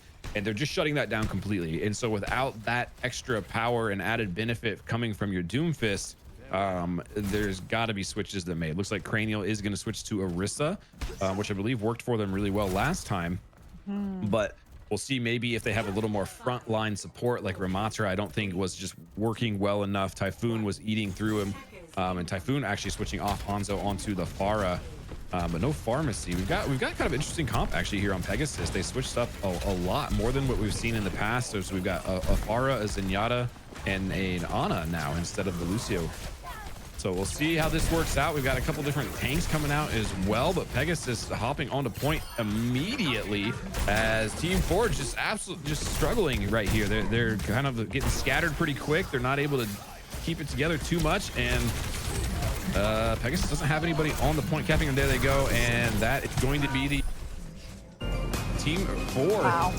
Unfortunately not able to keep up on defense. Pegasus making the switches that they needed to make and just pushing out pretty strongly there all the way through. Oh, a little Baptiste play of the game. Okay, a top 500 support apparently. Baptiste coming in strong. Oh, yeah. Picking up a couple eliminations. Nice little wall or window, rather. Amplify all that damage. And yeah, great play there by Baptiste. I didn't catch that on the first time I saw the window go up, but I didn't see all the damage that he was doing because of it. Great play, guys. Good try, Team 4. Great effort. You guys were scrappy as heck, and we love to see it. It just wasn't your day. Pegasus, congratulations, guys. You're moving on to the finals. Did you have a favorite play? You know, I don't know. I love the way it just encompasses the team play that Pegasus has. You know, as much as I love the scrappiness of Team 4, just the unison and seeing how well they do. There wasn't really one play for me that stood out from Pegasus. It was just everybody doing their role and just, you know, doing what they have to do and locking it in. I love to see that. What about you? Was there anything that, you know, really stood out? You know, I want to say just the communication. I wish there could be a fly on the wall in their Discord combo right now or during that fight, because like I said earlier, I mean, when you have a good Doomfist and you're going up against a good Doomfist like Benji, it can be the most frustrating thing in the world for that team to go up against a good Doomfist if you cannot coordinate your attacks when he dives the backline. And Pegasus was able to coordinate those attacks very, very well. So I'd say I'm impressed by that, because Benji was being an absolute nuisance earlier in the matches, and Pegasus just kind of put a stop to it. And so great teamwork, great coordination by them. You love to see that type of synergy, and they just had each other's backs the whole time. You know, they were fighting as a team, almost a death ball, you could say. And they were picking up when they were, you know, enemies were low, they weren't letting them run away. They were able to pick up those last couple damage shots, and Typhoon especially able to just pick up those, you know, those final little shots to get those eliminations and just keep the team in spawn. So I was gonna mention with Typhoon, he was just, both of those DPSs are phenomenal DPS for Pegasus. They didn't have a tank shield, so, you know, Typhoon was just able to take shots with ease. And unfortunately, when you have somebody as accurate as Typhoon with no like front line that's really protecting your back line, to just be able to hit those headshots and those flicks, that's just so tough to counter when you're trying to be the DPS and support on the other end, you know, trying to counter that. So, you know, for the next tournament, hopefully Team 4, we see you guys again, and you can kind of think about different comps and potentially how do you counter when you have such phenomenal DPS that they're just able to just pick your backline out, you know, from so far away. So, you know. It is very hard to play backline or a squishy DPS or support when you don't have a kind of a centrified shield tank in front that you can kind of at least stand behind, poke your head out a little bit, know that you're not going to get it immediately taken off. Especially when you have to push, right? When you're on the offensive and you have to push into the enemy team and they have that shield up and you can't really do anything to get through it. So you got to rely on flanks and making space, but they're coordinating against your flanks, and you poke out and someone like Typhoon just shoots you in the head. It's very tough to do anything or another DPS against that. Trust me, I've been there. It is rough. Absolutely. I'm curious to see what Pegasus is going to bring in the finals. You know, I'm sure they're going to be closely watching this next match to kind of coordinate and see. But it seems like their comp is working extremely well for them. So, you know, if it ain't broke, don't fix it. But who knows? That's why they're the competitors and I'm the caster. Right? I mean, they're doing something right, and they are switching it up a little bit as needed. You know, they're not sticking with the exact same comp the whole time. They are kind of adapting for different strategies for different points, whether they're on offense or defense. And so it is nice to see a little bit of adaptation and keeping things fresh and not just, you know, banging your head against the wall, hoping that you eventually crack it. So this is going to be a new team we haven't got a chance to see. I'm pretty sure that's StocktoCrêperie. I'm pretty sure that's French. Crêperie? I think I said it right last time. Yeah, absolutely. Super nailed it. Yeah, absolutely. Yeah, I speak French. Also, yeah. You know, I know. Yeah. Multilingual, you know. Very fancy. No, but we have not seen them play. They were one of our qualifier teams. We did the qualifiers off of the tournament, so they made it in via that, and I'm excited to see what they have for us. Absolutely. And Team TTS, we're going to see, you know, try to keep up. I'm very curious to see what they're going to run. Neptune was huge in the last round as well, so we'll see what they can do. Oh, Pain. We watched Pain the last one, and so was Maverick. Fern too. I believe a lot of these competitors were from previous tournaments, so I'm excited to see them. Maverick was huge last time, if I recall correctly, in previous tournaments. So I'm excited to see. And Pain, that's right. With with this Tracer was an absolute menace last time. I'm very excited to see what Pain can do again here. Yeah, well, at TTS, we know it's a good team. We saw him compete earlier and themselves very well. Stockto, kind of an unknown entity at this point. So we'll see how they come out and make something happen. We've got a little bit of tank variation here as we're going to go Ramatra and Zarya for Stockto versus the Ramatra Diva for TTS. We'll see if that extra mobility for TTS ends up being a good thing or not. We are immediately getting into the fight here as it looks like TTS doing what they did last time and just pushing to the point immediately so they can play defensively against these walls, leaving Stockto kind of in the courtyard to try and poke at him. Not able to get a whole lot. We're just in that poke fight. We've got a nice Zarya bubble on Maverick as he pushes in. The May wall, though, might keep him out. Pain goes down. Fern able to take down the Trudinger. Tommy Slack goes down. TTS losing this team fight here. Looks like Stockto getting something going on and maybe able to take it out all the way, and they are. Oh, Diva ship gets back in there. This is going to be a pretty big stagger. That is going to be unfortunate for TTS there, but Stockto able to push in and now take the point. Just 19% for TTS there.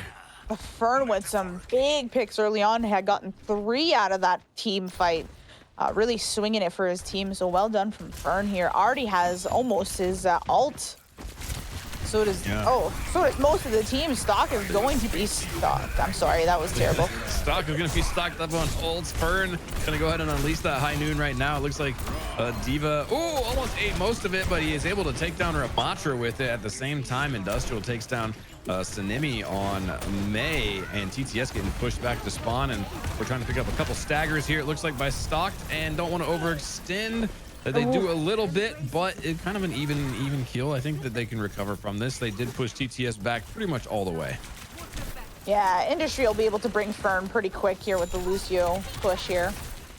Yeah, we'll be back to a full team for sure, but TTS trying to take advantage of it. Zarya, massive grab right there, and it looks like we had a Ramatra ult to go in there and punch, do some damage on him as well. Good May ult. Everybody's, a lot of people are getting eliminated here. It's kind of anyone's game, but it looks like Stock is going to come back and win that fight there. Just a lot of ults going off on both sides there.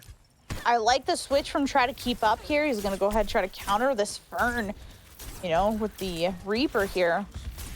Yeah, we had 4 ults out on Stock there, and I think we did 3 for TTS. So TTS does have the ult advantage a little bit, but we'll see if they need it into this fight here. May walls everywhere. Everybody's getting blocked off from everything. It looks like Maverick goes down to ship, does the Diva ult there. Big old bomb coming out and being chased down by a May, though. And, nice shots by Sanemi, able to take May out before she can Ice Cube. And Stock taking some more shots, or Fern rather taking some more shots. Ember Chat on Zarya, melting people right now with the help of Lucio.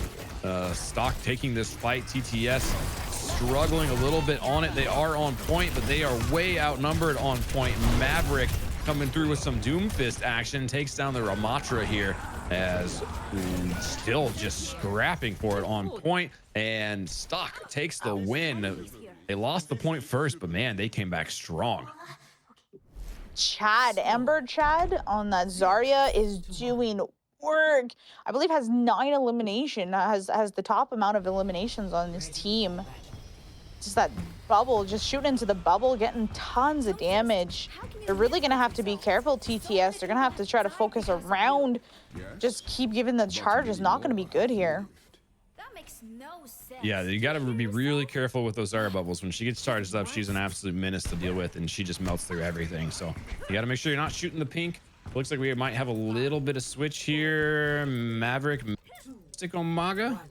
And yeah, looks like we're gonna have a Maga Zarya coming out for Stockto. Also switch it over. Fern gonna hop on Junkrat, gonna leave the hit scan behind for now for a little bit of extra damage on point. Use these angles and just blow things up. And Maga kind of swinging around to the left, trying to see what's going on. And he's just going to charge right in there. Slams, doesn't get a lot of utility out of it.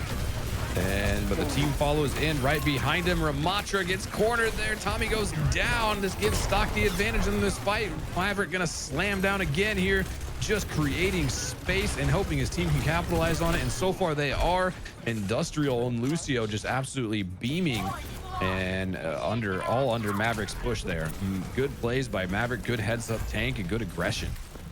That was a lot of DPS that was sent out that Marduk was able to heal through. If you look at the ult economy, where he already has his ult almost, that was tons of healing. Well done by Marduk. Has his ult and immediately popped his ult, which is going to give him the advantage in this fight. And oh my gosh, ETS gets routed. They get stuck in that little hallway, and they go down fast here as Stock was ready for that push. We got a little Lucio fight out here on the edges. Oh, Industrial able to hold on. Who's got their boot coming back? Oh, May came out. Payne came out to help a little bit and did not pay off. Not going to make that mistake again. And this gives TTS a nice little advantage in this push here as May has to come back from spawn. TTS able to push it onto point. Maga gets bubble, going to run in and slam. And not a lot going on. We got to try to keep up, throwing out the May ult. Ooh, nice shots by True to take down Maverick. And TTS versus Stock. This is a pretty even fight so far. Another big May ult coming out from Payne. And that may have given Stock the advantage to hold this point. Oh, it looks like TTS actually did cap it during that fight. I didn't see that. But didn't keep it for very long. Stock gets it back immediately. Oh. That's what I was shocked about. They were able to just cap while they were all around. I was stunned, but like you said, they were able to get it back. No problem here. Anyway, we're back to the poke fight right through spawn here to see if TTS can make something happen. They're pushing in. Good shield, taking up a lot of damage, giving a little bit of maneuverability. Maverick running in. There's the grab. Well, yeah, grab action coming through. Sanimi able to get a nice high noon on Maverick's ult, I guess. And we are still a fairly even fight. Actually, TTS might be able to pull this out. No, Tommy Slot not able to get the elimination on the Junkrat, and he goes down because of it. Lots of back and forth going on right now, and it does look like TTS pushing through, though. Zarya charged up to the 9s, 100%. Oh my gosh, Moira barely getting away there. And Zarya is just absolutely crushing right now. Beautiful. Don't overextend. And they do overextend a little bit. Ship goes down, getting caught in the hallway there with a Junkrat and a May. That is a tough hallway to fight in. But TTS able to take the point a little bit. Yeah, they were able to at least get it. Oh my God. That was a big grab. You come around the corner and you see all of TTS in one little orb right there. Unfortunately, Stock not able to capitalize on it. And TTS pushes them right back. Man, that could have been a massive grab combo. Well done, though, for Stock to stay alive there. Or no, that was TTS to stay alive. Yeah. That camera.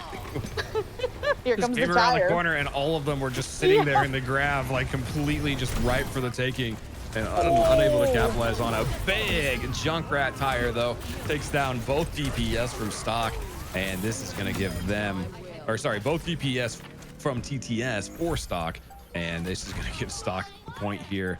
And Neptune, nope. Neptune might try to stall. Not going to be able to do it. Stockto takes this round. Man, they came to play. Yeah, that was impressive. All right, a little play of the game by Lucio. Good. Love a little Lucio play of the game. Oh, let's look at those Maga chains just holding everybody down, and then Nimi breaks them with his ult, which gave his team a little bit more mobility here. Yeah. Love to see that. Yeah, good plays all around. The Maga Zarya combos were great. They were timing the Maga charge and slam with the Zarya bubbles every time. So he would just go in, slam, create space, and then build up a lot of charge for Zarya, and then she could come in right after and just start melting people. So good synergy there. Well played. Did you have a play that stood out to you? Did you anything that you really saw that you really liked there? Fern coming in with that massive damage and getting some really early picks to kind of set the tone. You know, that kind of, it plays a big part when you win that first team fight. So I think for me, with Fern coming out being aggressive like that, I love to see that. What about you? I do love to see good aggression. Yeah, good aggression and hitting the shots when it counts. You know what I mean? My favorite play was the Lucio 1v1. Yes. Where Pain came out, it's like, oh, I'll help, and then just got booped off. And the best part of that for me was that Pain came out to help their Lucio, which I believe was Martox, or no, it was Industrial. And when Pain came out, Industrial just ran away. Pain got booped off, and Industrial just kept going. Yeah. It's kind of like, hey, man, I don't know. Sorry. I got to go. We're moving on to round 2 here on King's Row. It is a new map. It is game mode, as we're going to be moving the payload. We'll see what these teams do, if they're going to swap up the comps a little bit, and who's going to respond how, who's good on defense, who's able to push it, and any predictions. I would really like to see try to keep up, you know, hitting those shots like he was hitting earlier to really kind of push that DPS. Whoa, Pain gets hit really hard off the rip here. A little Sombra action. We might see some decent EMPs here, and I wasn't sure, but Tommy's going to stick on Hammond, so they're going to have a little hamster. And then they've got the Sigma shield going on as well. So the stock are gonna stick with Maga and Azaria on the tank battle. And we do have a sniper. Sanimi switched over to Ash, and then Fern gonna hop over to Hanzo, see if we can get some picks there. But so far, just a really good poke battle. We've got a lot of mobility here. Oh, nice shot, nice bomb. Sanimi sets him on fire and finishes him off. That's going to be a support down for stock, but they don't seem to care. They are getting scrappy with it right now, and they are pushing back very, very hard. And TTS not holding the point very well. Maga going to go ahead and corner and bully a little bit. Stock going to capture this first point. Yeah, Neptune had gotten 2 eliminations, really trying hard, but unfortunately no match against Maga here. Yeah, Maga can be a dynamic tank. His HP can get so low, and then he can press the button and just get most of it back so fast with a little bit of protection. And he is just basically has 2 lives. Makes it very, very difficult to play against. And it does look like TTS gonna try to get some a little damage from above here. Not able to capitalize too much on it. They're holding pretty far back on the choke here. Don't want to get too greedy. But this is a really good choke to try and hold people at if you can push up and not give them too much space.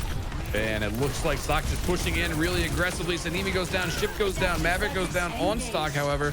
And we got a Echo ult coming in, try to keep up. Gonna swap over to D.Va and able to get the bomb. We'll see if she's gonna pop it. And there it is. And I getting dizzy from the the wiggles there. And nice play by trying to keep up though on Echo, just making a little bit of space and not allowing Stock to get in there and do much. But they are right back in it, man. They are pushing TTS back very, very far right now. Kind of skipped through the front line, just started attacking the back line. Make those tanks heal, make them do something, make them respond. Don't just let them sit there and hold that wall. Industrial has switched over to Moira here. We got Marduk that's now on the Lucio. Oh, little flex plays from the supports here. We got 3 ults up, Hanzo, Sombra, and Lucio for Stock, to no ults up on TTS. So this next fight is going to be very, very tough for TTS to hold them from pushing through this second point, because they are not going to win the ult fight if it's what it comes down to. TTS has got to change up here. They you know, here comes the hack, potential EMP. No. Yeah, didn't quite get the hack, able to get away in time, I think. Maga, though, in there just kind of doing the thing. There's the big hack. Yeah, Tommy gets shut down there by Pain. Nice Sombra play, and Stock has hit the second waypoint, and they still have just under 5 minutes to push it all the way to the end here. And again, like you mentioned, Stock still has so many ults left. TTS just can't seem to get anything going here. Yeah, Stock still has the EMP, and they still have Maga ult, and they still have the Sound Blast. All of those things can change a fight and really just change it in the direction that you need it to go. So we'll see if there it is. There goes the EMP off and the boost, or the sound barrier, if I can speak. D.Va throwing out the bomb in a trying to make something happen for TTS. Not able to get much going. Stock didn't get very many eliminations though with all the ults that they just used. It isn't enough though. Wasn't super effective. It was enough to keep TTS from doing anything. So still just kind of a scrappy poke back and forth fight. And try to keep up goes down to a multitude of Stock players. And man, TTS needs to do something to stop this on the point here. We got a nice Kitsune by Kiriko coming out. See if they can get something in there with the extra DPS that comes out of that. The Maverick pushing back to spawn. He's just shooting them in the back now of their own spawn. Unchallenged, they're all leaving the left side. Maverick just has free reign up there. Echo trying to get something done. Flying around. Ooh, Maga almost jumped into the pit. I thought he was gonna be gone, and he is gone. But not before he helps get the elimination and secure the win for his team. Man. Stock coming in, showing us how that team play is done. Yeah, the Stockto, wow, that's going to be tough. That is going to be a tough time to beat for TTS. It is doable, but it is going to be tough. They're going to have to put everything they got and scrap it together and make something happen here. Absolutely. If you're TTS on this, what are we thinking? What are we switching up here? Or do we keep the same and we just try? Oh, man, I don't know. I feel like you got to make some change. The hardest part is that Stock has not played the same comp every time. So it's like, what are we... They're not one tricks, you know, so you don't really know what to...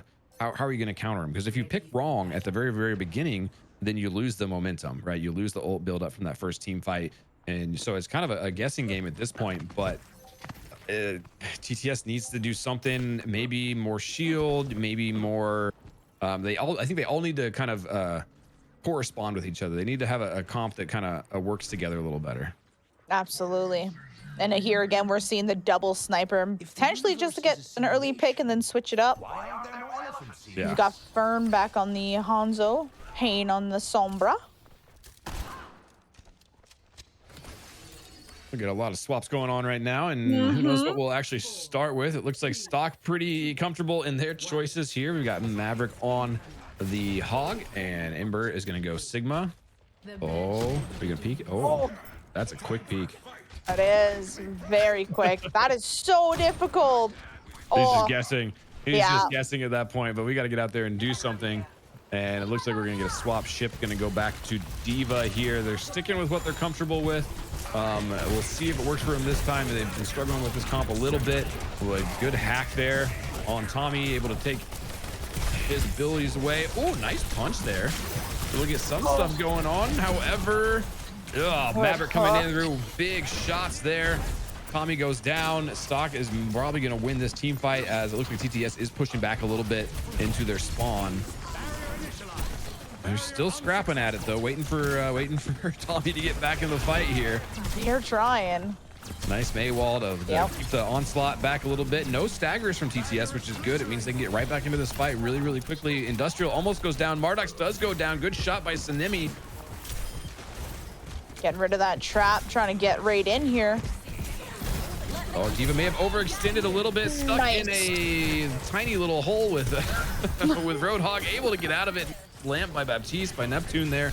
And Stock kind of getting pushed around a little bit here, as TTS is actually moving on to the point. Tommy trying to get a little flank, keep him out of the hotel. Lucio and Hanzo just shooting it out back there, trying to get something going on. Hanzo unleashes the dragons, doesn't get anything with it. Lots going on still, and I think TTS getting pushed off point here. Tommy held on as long as he could. TTS able to only pick up one tick mark from that Stock. Scrappy plays right there. Yeah, Stock was just able to get just a little bit of that edge with their support and their DPS to be able to push them off. Good play though. They did get at least one tick, so that's good. Yeah, one tick is better than no ticks, that's for sure. And we'll see if they're able to come out and do something. Looks like True switched over to Kiriko. I'm not sure when exactly that happened. It may have been before that last team fight there. She does have quite a bit of ult already. Big lamp by Baptiste to keep him alive in the hotel. Lots of moving around. Ramatra, Tommy goes off on his ult. He is punching, he is slamming. Stock is on their heels. TTS, I think, is probably going to have this. Yeah, Maverick goes down. That's going to be nearly a team kill, basically, as TTS able to take the point. They have 4 minutes to push it. They got to move quick. Beautiful team fight there. Tommy just pushing that ult and really catching them by surprise. Well done. Now, It's to keep on pushing through these tight corridors against a team like Fern and Pain. We're gonna see if they can get it done. Yeah, this could be really, really tough, especially Pain has the EMP up. But Fern about to have dragons again. We do have a couple ults for TTS. We got Diva Bomb, and we also have our Mail. There goes the EMP. Able to pick up an elimination with a Diva Bomb goes out as well. Man, Pain is just mobile as heck on Sombra here, moving around like crazy. Nice hack on Diva from up top, just shooting down uncontested. Diva finally going to dive on that. A little bit too late, not able to get much done. Neptune being hounded here. Nice jumps, nice mobility on Neptune as well. Maverick popping in on Maga. Uh-oh, he is walled off. Can he get back? No, he cannot. Nice May wall to keep Maverick from getting back to his team. TTS has something put together now. There we go. Or We're finally. Yeah. He was just sitting there, he's just waiting, like, please don't let me stagger too much. Yeah. All right, well, TTS pushed through that tough choke there. Yeah, and they've got 2 of their DPS ults here. But Stock's got one of their DPS and one of their support ults. Let's see what they can do. Beautiful Oh, nice wall. Maverick says, I'm going to go in anyway. We got the May ult coming out, trying to keep up, trying to get some freezes. Not able to switch on it. Maverick does go down, got overextended there, couldn't get back to his team. Nice back lantern to keep TTS alive there. Fern trying to get up there and do some damage with Hanzo. He's got his ult. I see it coming here soon, and there it is, the side launch. Oh, Stock able to avoid it at the last second there, it looks like. Maybe clipped a little bit. Fern, nice shots on trying to keep up. Tommy takes down Ember Chad on Zarya as we are in a pretty even-sided fight right now. Just anybody's game, both teams scrapping at it. TTS might be losing the edge here as Fern figures it out and is able to snowball that fight and take down the TTS. Just look at that kill feed. That is 4 people's assisting with 1 elimination. Just showing how like in unison Stock was with that team fight. What a beautiful push by the entire team. Yeah, it's great when you can get the team to focus down on 1 or 2 people at a time and you just absolutely melt them. And you're seeing the amount of assists come through here in this game, and that is just a picture-perfect play in my opinion. I love to see that type of teamwork. Oh, nice back window coming through. Lots of damage going out. Tommy takes down Maverick and eliminated his ult as well. Oh, Maga not able to capitalize too much on that TTS. Scrapping it out here. Matra, nice shots on Sombra. She's not able to get away, and TTS is going to have should be a free push to the second point here. It's a great way to answer back from that team fight, just pushing in and being very aggressive. You know, Tommy doing that work like he's supposed to on his tank just was. I'm shocked he was able to separate Stock like that, and just well played. Yeah, great in there, making space for his DPS to get something done. And that's what a tank's supposed to do, and you love to see when it all comes together. Oh, we got baby, it looks like a baby Diva up there, ship out of tank. Oh, nice May ult freezes Maverick, and they are able to take him down. That's going to be a big boon for TTS as Stock is now on their heels again, immediately losing a tank. Both tanks, especially that early in a fight, pretty much makes that fight already decided. Now, Tommy there did also pop his ult to try to clean up a little bit here. So we're going to see if he can stagger a little bit, but Stock's got to get back together here. Yeah, they do have ult economy now. TTS doesn't really have anything on the ropes. I mean, Ship has the Diva Bomb, but nothing crazy. They're probably going to hold it for this next fight. This is kind of a wash here, I think, as TTS kind of getting picked off 1 by 1. Don't have a lot going on. However, they did cause Stock to use 3 ults for what should have been a fairly easy team fight for him regardless. Absolutely, and push that payload nearly to the edge. So this is going to be good for them. They only have, what, a minute left? So they're really going to have to get together here and give it this good final push. Yeah, they're definitely going to be able to get in there. Diva's going to create some space with the bomb. Neptune is going to throw up that window. That's going to put a lot of damage out. And Stock isn't going to have much to answer through it unless they all group up and Fern can hit him with that dragon. And, yep, Ship taking a lot of damage. Good knockdown there, though. Maverick, nice job. Ship gets down Fern with the bomb. Fern already did launch the dragon. I didn't even see it go out. Tsunemi with the dragon up as well. True Donger has the Kitsune up, and TTS pushing the Stock all the way back into their spawn. I think that they're going to be able to capture this here. I don't think TTS can, or Stock can get there. Oh, and they do get there. they do touch. I spoke too soon. Immediately. Oh, Maverick coming in with the chains. He's able to lock everybody down. However, they do get some eliminations off of it, and they are chasing around Kiriko on the ropes. TTS with a very, very... Oh, man. Wow. Very, very good hold on the point there. Able to push that.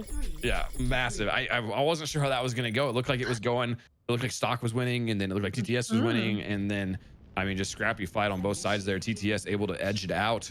However, the clock is against them and going into this this last round here. Yeah, I'm very curious to see what comps are going to be putting together. TTS really great job at answering, you know, that first round. So, you know, it looks like they're settling in and they're finding their rhythm, and I'm excited to see what they're going to pull here. Yeah, if you look at where the scoreboard on the left side of the screen, things are fairly even across the board. If you kind of add it all up, eliminations to assists, and you know, even your damage and healing numbers are relatively averaged out to be the same. So very, very even match here on both sides. I think Stock just has the advantage here on the clock now. They have to hold this pretty well, and judging by last match, they should be able to do that. He's trying to break the ice. Big shout out to Neptune. His lantern, his Batiste lantern, saved the end a couple of times. So well played, very smart. Kudos to you, Neptune. That was great to watch. Yeah, those Baptiste lamps are coming in very, very handy. We've seen a lot of them in these tournaments so far, and just in total clutch situations too. It looks like TTS pushing out pretty aggro right now. Tommy taking a lot of damage, but able to bounce back. We've hacked the Sombra, or Sombra has hacked the meds there, so they're not going to be able to pick up on those. Tommy getting melted down a little bit, able to block off a little bit. Needs some heals, though, and is able to receive them. Sanimi almost goes down.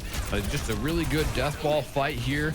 The back-to-back. Oh, Maverick almost goes down on Ramatra. Oh, nice dive by Ship there on Diva, taking down Pain. That's going to be big, although Tommy went down at the same time, and May goes down for TTS. It is a back-and-forth fight, and it looks like Stock is getting the upper hand here, and they're able to take him down on that first team fight. TTS has to be quick.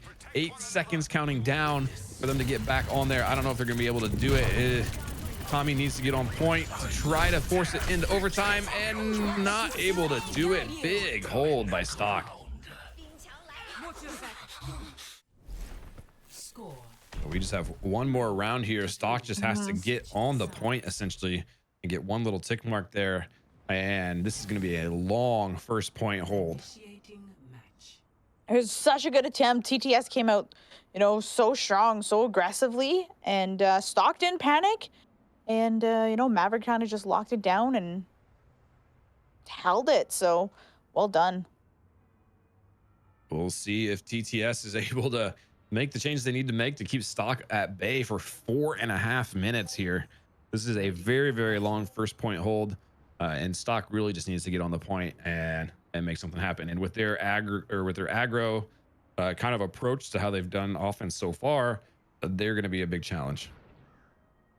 It's an interesting play that Marduk and Industrial have switched back to their original healers here.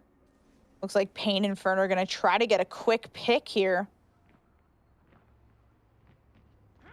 Let's see what kind of team comp we're going with. It's hard to say. There's still 10 seconds going on. What do you want to see change? What do you think the secret of success is here for TTS on this hold? I did notice a lot of TTS was shooting Ember Chad's bubbles, Zarya bubbles, and then just getting melted down. So you really got to be smart about, you know, where you're throwing that damage. And if you are going to burst it down, you better focus on Ember so he doesn't get that charge. Oh, Ship goes in immediately here. Junker Queen gets antied, able to get out of it, but then goes down anyway. Oh my gosh, Stock coming in very, very strong. It is an even match, though. We're a 3v3 here. We've lost both tanks for both teams. Try to keep up, puts a nice May wall up to try and thwart a little bit of damage. Gonna heal up a little bit in the icicle. Oh man, TTS barely hanging on there, and they do not have spawn advantage here, so Stock is going to be coming back very, very, very quick. They are going to have to do something big right now to stall this out. Oh, big plays all over the Baplam saving. Stock just too strong, spawned too quickly, too close for that amount of damage early on. StocktoCrêperie wins. I don't know how to say that still, but they are able to take the match and they're going to be moving on to the finals. GG's everyone. Absolutely. Burn coming in with the big play the game plays here. You love to see the good Hanzo action and nice shots. That was a really, really good play by TCS there.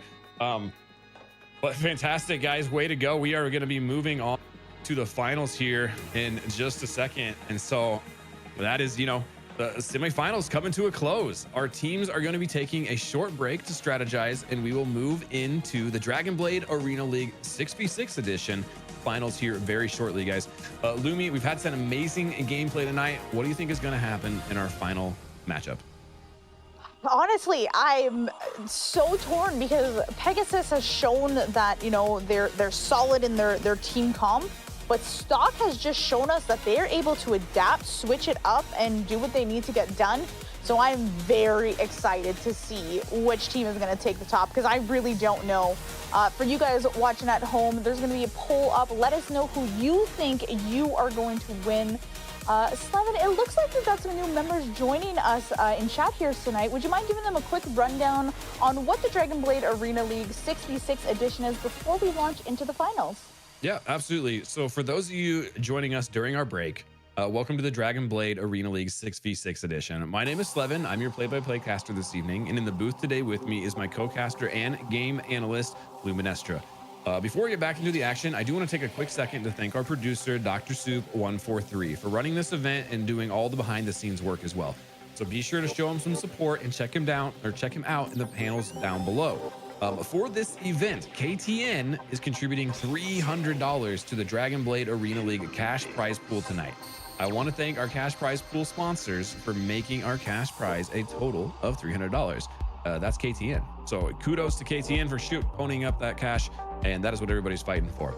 Also, Kick Tournament Network is officially sponsored by Kickbot. Kickbot is the most advanced tool for Kick streamers, offering everything you need in one place: a clip command, AI text-to-speech, a Stream Deck plugin, alerts, and highly customizable widgets.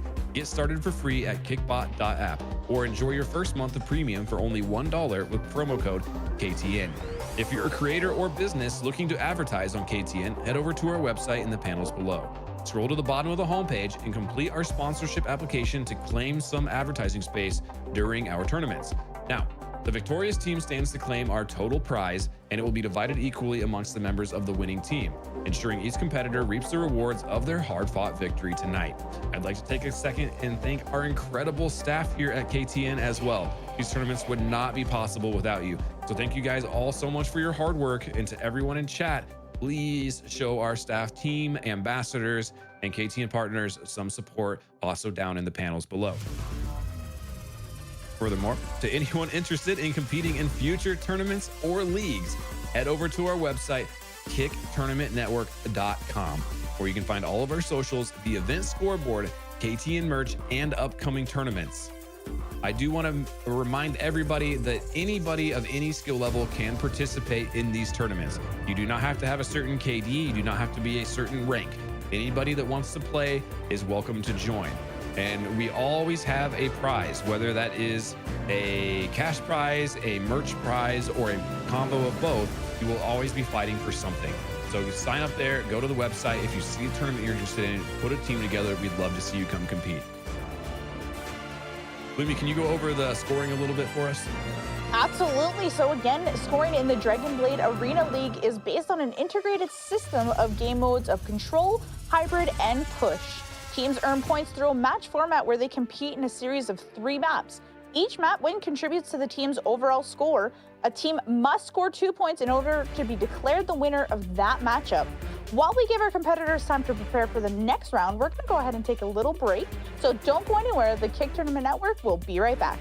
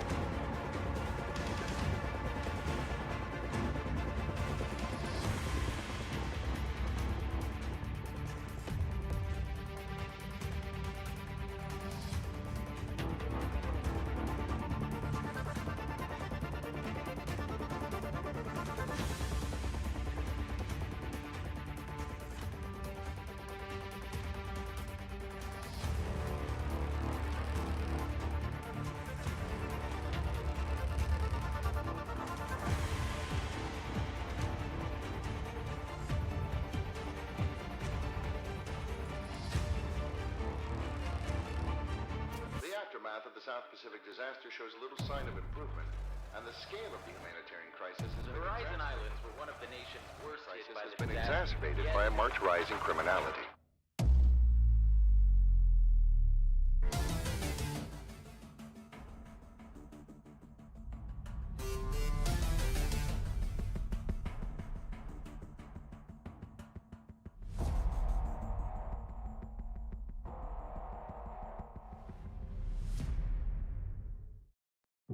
At KTN, our vision goes beyond tournaments.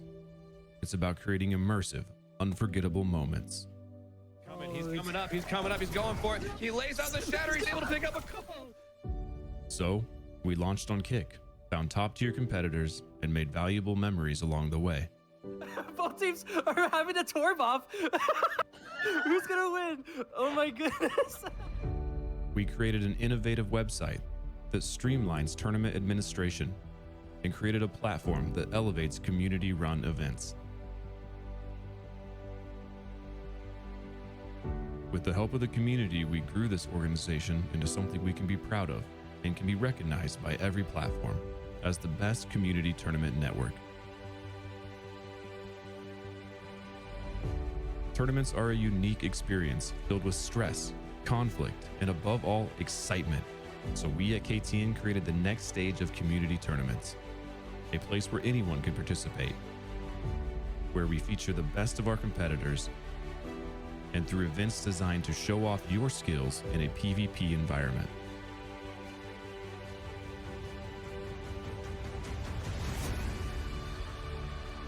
Through countless hours of effort and lateral thinking, we have elevated our organization to be the highest quality community tournament network.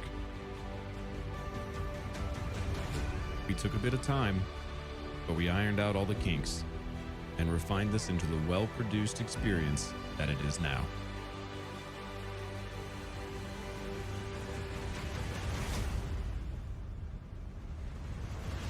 He's coming up, he's coming up, he's going for it. He lays out the shatter, he's able to pick up a couple.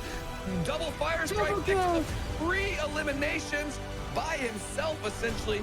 Huge play by Modern DARPA, pushing the back. Heli, he did see the one Heli. He's taking some great shots. Oh, 1v1. Spuns can possibly win the game here. He's on the objective. This is going to get very, very close. The suppressor is beat red. He's got 4 seconds to get there. He takes his shot. 1v3. Spuns with a massive 1v3 to win the game. No risks. Too big for them. And some more great shots. NZM's able to take down as well. And got both of them down. That is a team-wide. NZM picking up his 14th elimination. I don't know if DJ knew. He does. He's taking some great looks. He doesn't know exactly where he is. If I'm DJ, it's a 1v1. I'm going to take this. And DJ takes him out for the win.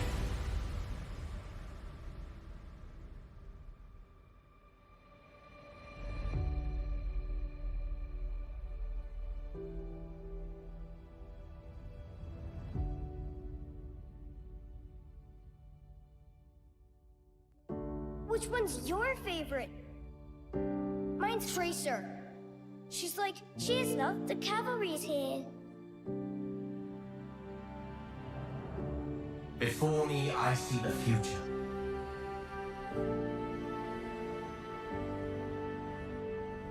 You know there's more out there, don't you? Even the best journeys end. But a new one is right around the corner.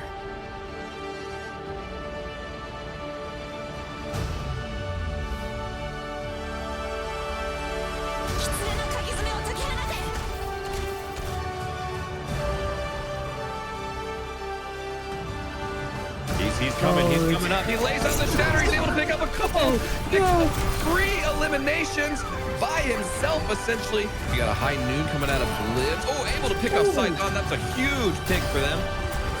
Nice work, team. Keep it moving.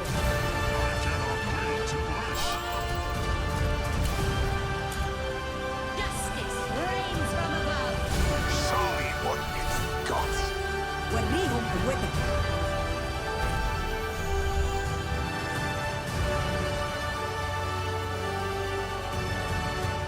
Nerf this. Heroes never die. The dragon becomes me.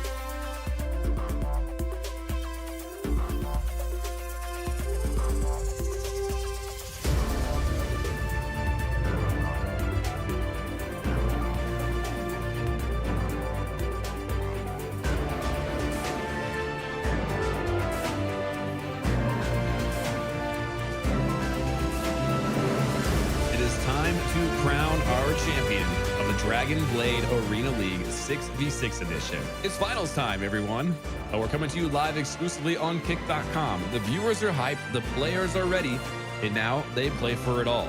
Welcome to Kick Tournament Network. My name is Slevin. I will be your play-by-play caster this evening, and we are launching right into the Dragonblade Arena League 6v6 edition Grand Finals. However, there is a little asterisk to be discussed here. We had a team disqualified for unsportsmanlike behavior. So instead of the matchup you were expecting, we will be seeing Team 4 versus Stockto.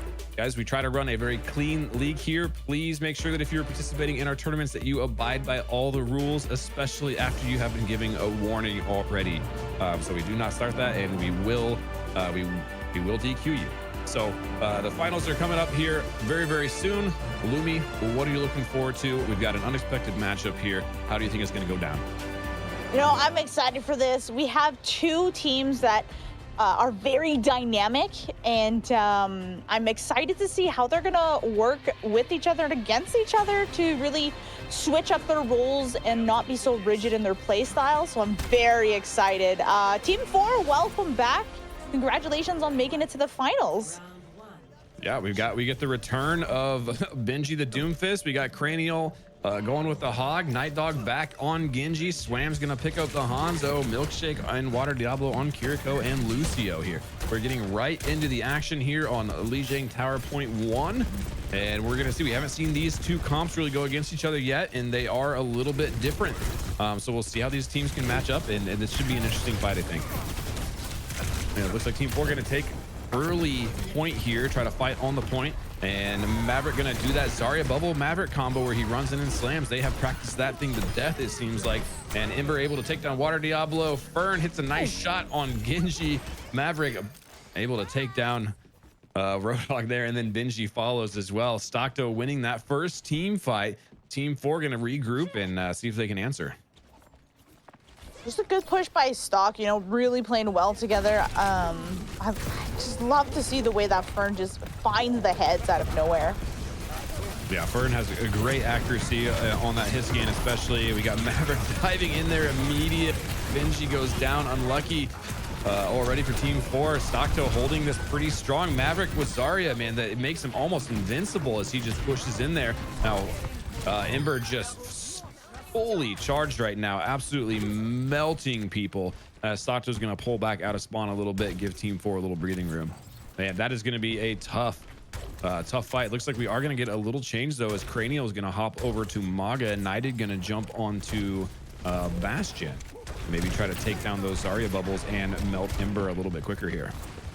Just got to be careful with that because Chad is absolutely, you know, staying alive and melting, so... Yeah, we'll see if these picks are able to do something good for him. Swams with a nice shot on Marduk. They'll take him down.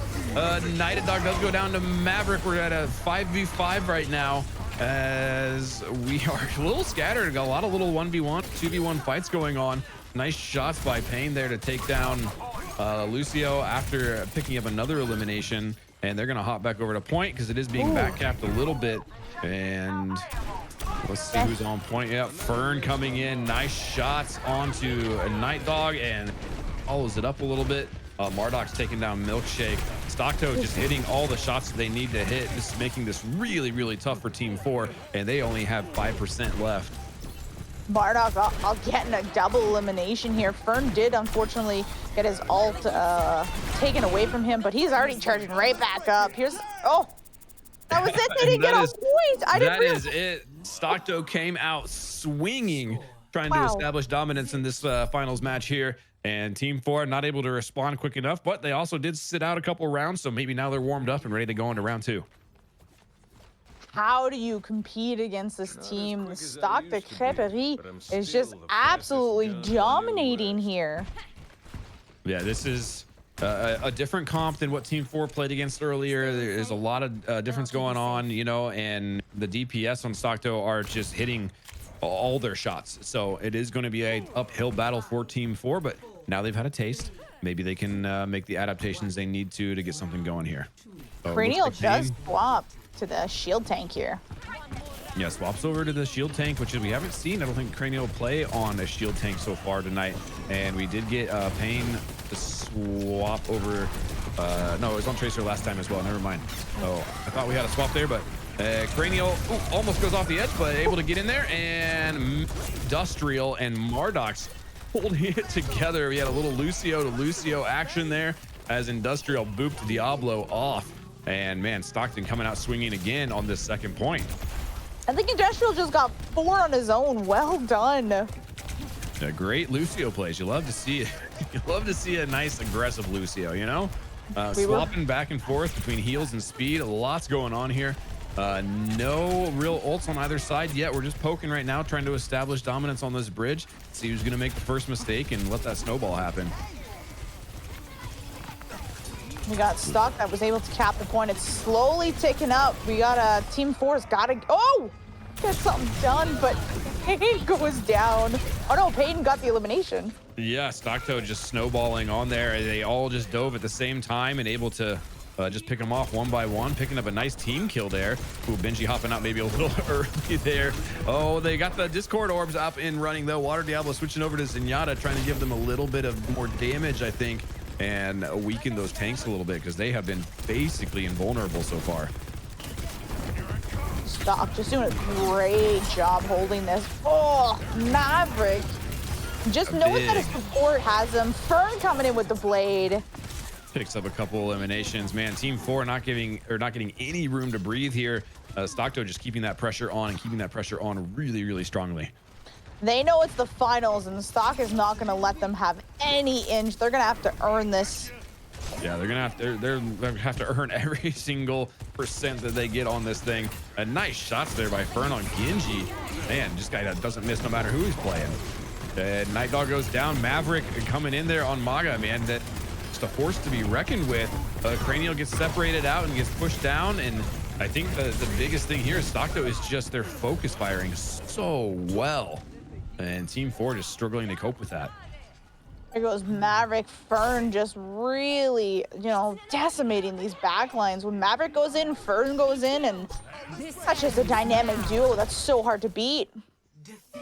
Yeah, there it gonna is. Be tough. Yeah, so Stockto gonna take the first match pretty handedly here. They are definitely an aggressive point team, and once they cap that point, they are hard to get back against. But next map, we're going on to going back onto King's Row. Oh, Here's this still anybody's game. Huge boop. There goes 2, 3, and where's number 4? All right. Bye-bye. And there it is. Nice. You love that aggression on Lucio, and you love seeing some good boops. Well played, Industrial. Stockto, man. Well, team to beat. The team to beat. Yeah, I love in the game chat. I don't know if you saw that. Cranial was typing, "I'll settle for second place." GG's.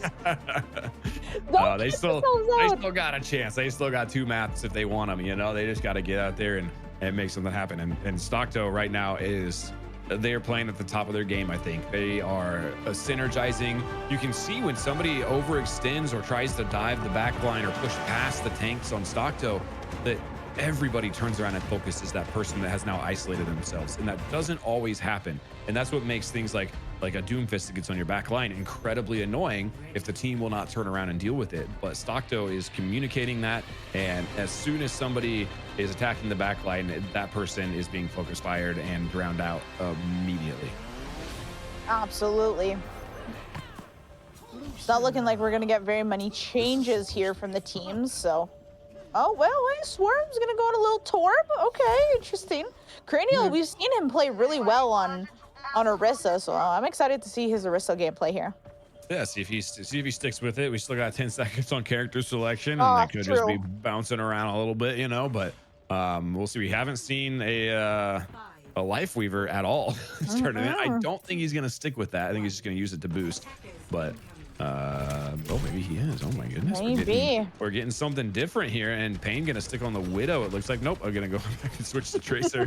Took one shot, didn't hit it. You're gonna switch off of that. That makes sense.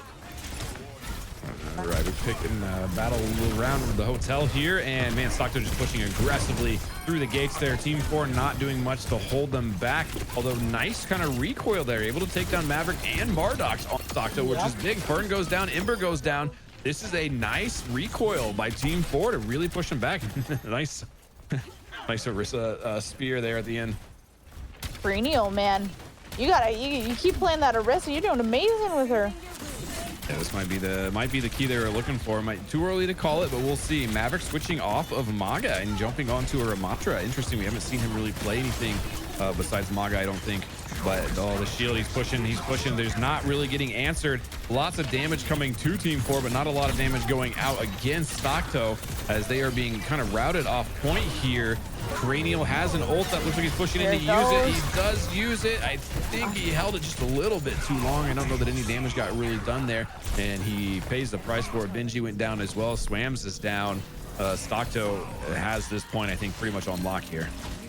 Great switch by Maverick. Was able to just completely push in and capitalize that point for their team. That little bit of shield, I think, just soaked up enough damage and gave them something to shoot at while Stockto was able to kind of route around and take some different angles. So we got a Kitsune coming out for Team 4 on Milkshake. Let's see if they're able to get much going with it. Lots of good healing and good support on Stockto, keeping everybody up. Oh, Milkshake goes down by Maverick there. And Team 4 again being pushed back pretty quickly here. Stockto, the aggro. Nobody's on the cart. They are all just pushing forward and chasing down the Team 4 as they try to retreat from this fight. Fern wanted that extra, wanted that 4-piece, got the 3-piece earlier there. Well played. At least one person is now pushing the cart, so that's good. Oh no, they forced, looks like Water Diablo threw his flower out, his ult out right there at the end. I kind of maybe a mistake Q press there. Didn't do him any good at all, but it looks like Stockto going to push back towards the cart a little bit to try to move it forward. They are very, very upfront aggro right now. Very aggressive. Here's the big EMP here. And we're going to push in on that a little bit. Oh, Cranial taking a lot of damage, goes down. Swams went down as well. Team 4 trying to retreat back a little bit, scrape something together and see if they can put some damage out. But Stockto just kind of catching everything we're throwing at him. Able to just continue this just offensive presence. We're gonna see Knight try to do something in the back line here, but man, Stock is playing so tight together right now. It's hard to pick off those support players. The Ember Chad for once not at 100% energy here. See how they deal with that. But man, Torb trying to get a little cheeky turret placed on the side, not able to do that. We got Fern blading in, takes down Milkshake, trying to take Life Weaver, able to knock him down, and the team follows up on that. That's a 10-player kill streak for Fern right now. Just man, the beautiful team play. When one goes in, they just all go in together. That's so tough to try to challenge. Yeah, it can be an overwhelming force, especially because they're calling their targets. They have to be calling their targets, or they're very observant of what's going on around them, and they are taking the shots that they need to take and focusing fire on the people they need to focus. It looks like Benji fell off the map there. I don't know if that was a fall off or if that was a reset by him. Maverick goes down. We've got Torb ult coming out, takes down 3 essentially, and Fern Ember Chad, sorry, on their heels as they get pushed back for once. That beautiful Orisa spear to stop the ult from Maverick. Just dead in his track, and then the Torb ult to follow it up. Beautiful play. Ooh, we got Maverick switching Orisa versus Orisa. Yeah, trying to adapt a little bit here and see if they can keep pushing this thing in. That was a really good hold by Team 4, the first really good one we've seen so far. And if they can keep that kind of momentum up, now that they got it swung back towards them a little bit, this could be game-changing for them. Big ult coming down, right into the Zarya grab. And Payne able to take down Cranial. We're down a tank with Team 4 here as Stockto is pushing in aggressively. Fern attacking the DPS up top there. Bouncing face, we're forcing him down into the Zarya. Ember Chad able to melt down Knighted Dog. Benji goes down as well. Fern is just crippling Team 4 here with his aggression. Water Diablo finally takes him out, but then pays the price by Mardox. Ember Chad just launching, not getting a whole lot of energy, but just that consistent damage and preventing people from really pushing up. They're gonna have to play really tight here for the last 2.5 minutes. They get a really good pushback from Stock here, pushing them all the way back. Team 4 showing up on defense a little bit, seeing if they can do something. They have 4 ults here. Oh, if they can get him out before Fern goes too hard, he's gonna ult on the Dragon. He doesn't actually get anybody, but that's the first one that got snuffed out. It looks like Marduk's gonna drop the sound barrier for Stock. They all have extra HP. Team 4 down 3. Stockto holding this pretty strong. Cranial with a good zoning ult at least pushes him back a little bit. May have bought enough time for his team to come back and contest.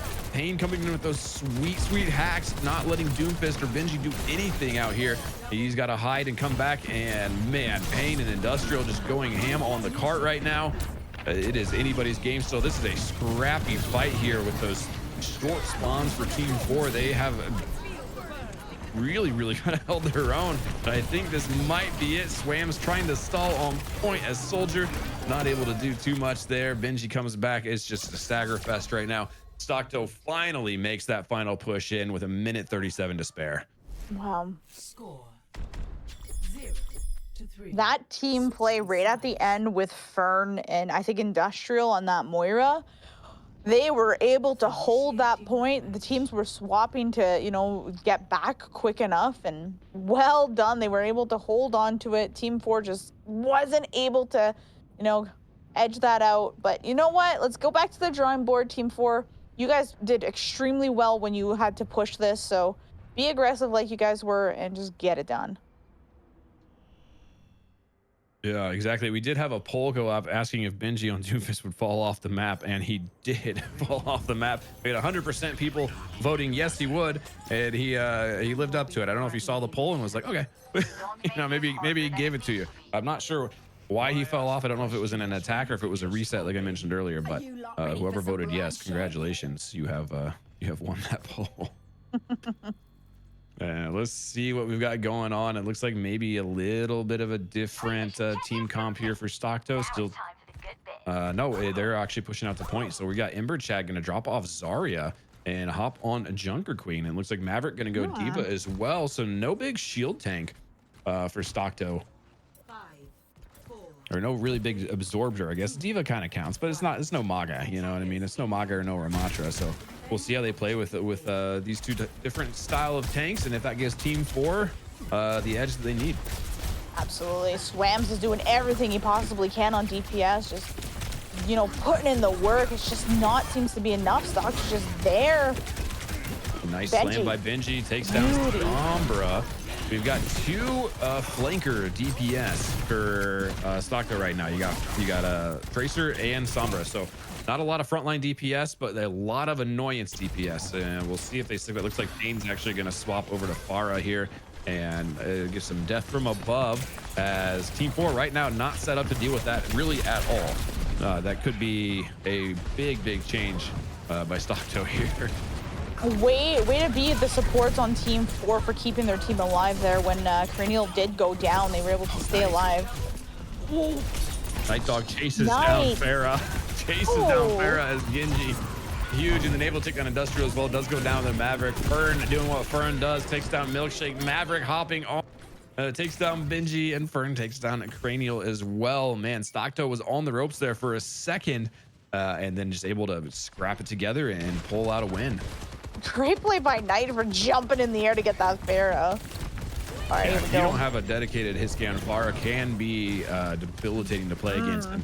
Looks like Swamps is going to switch off of Reaper and go Soldier to try and counteract that Pharaoh a little bit, get a little more damage in the air here. And lots of shots on lots of shots on Zarya bubble there. We got Cranial on Zarya now. He's switched up to something different. Gonna bubble the Doomfist. Here we got a little synergy going now. Bubble the Doomfist on those drop-ins. Oh, that could be a big Diva bomb. It was almost. It looked like it was gonna get somebody. I think that Water Diablo put the shield up to the last second there. And man, Stockto pushing him right back to the front door here. Maverick playing so aggressive with this Diva. Knows that the support's got him covered. Oh, here we go, Benji. Oh, it was such a good attempt. Payne absolutely just baited him into using his ult at the last second, just jetted right off into the sunset. Unfortunately, yeah, Benji couldn't capitalize on it. That is tough. That was a great play by Payne there. Saw that coming, knew exactly how to avoid it, and definitely has done that once or twice before. Absolutely. Here's the Kitsune. Let's see if they can get anything going with this. Okay, Cranial back onto the hog here, and StockTo just pushing in. They just don't miss.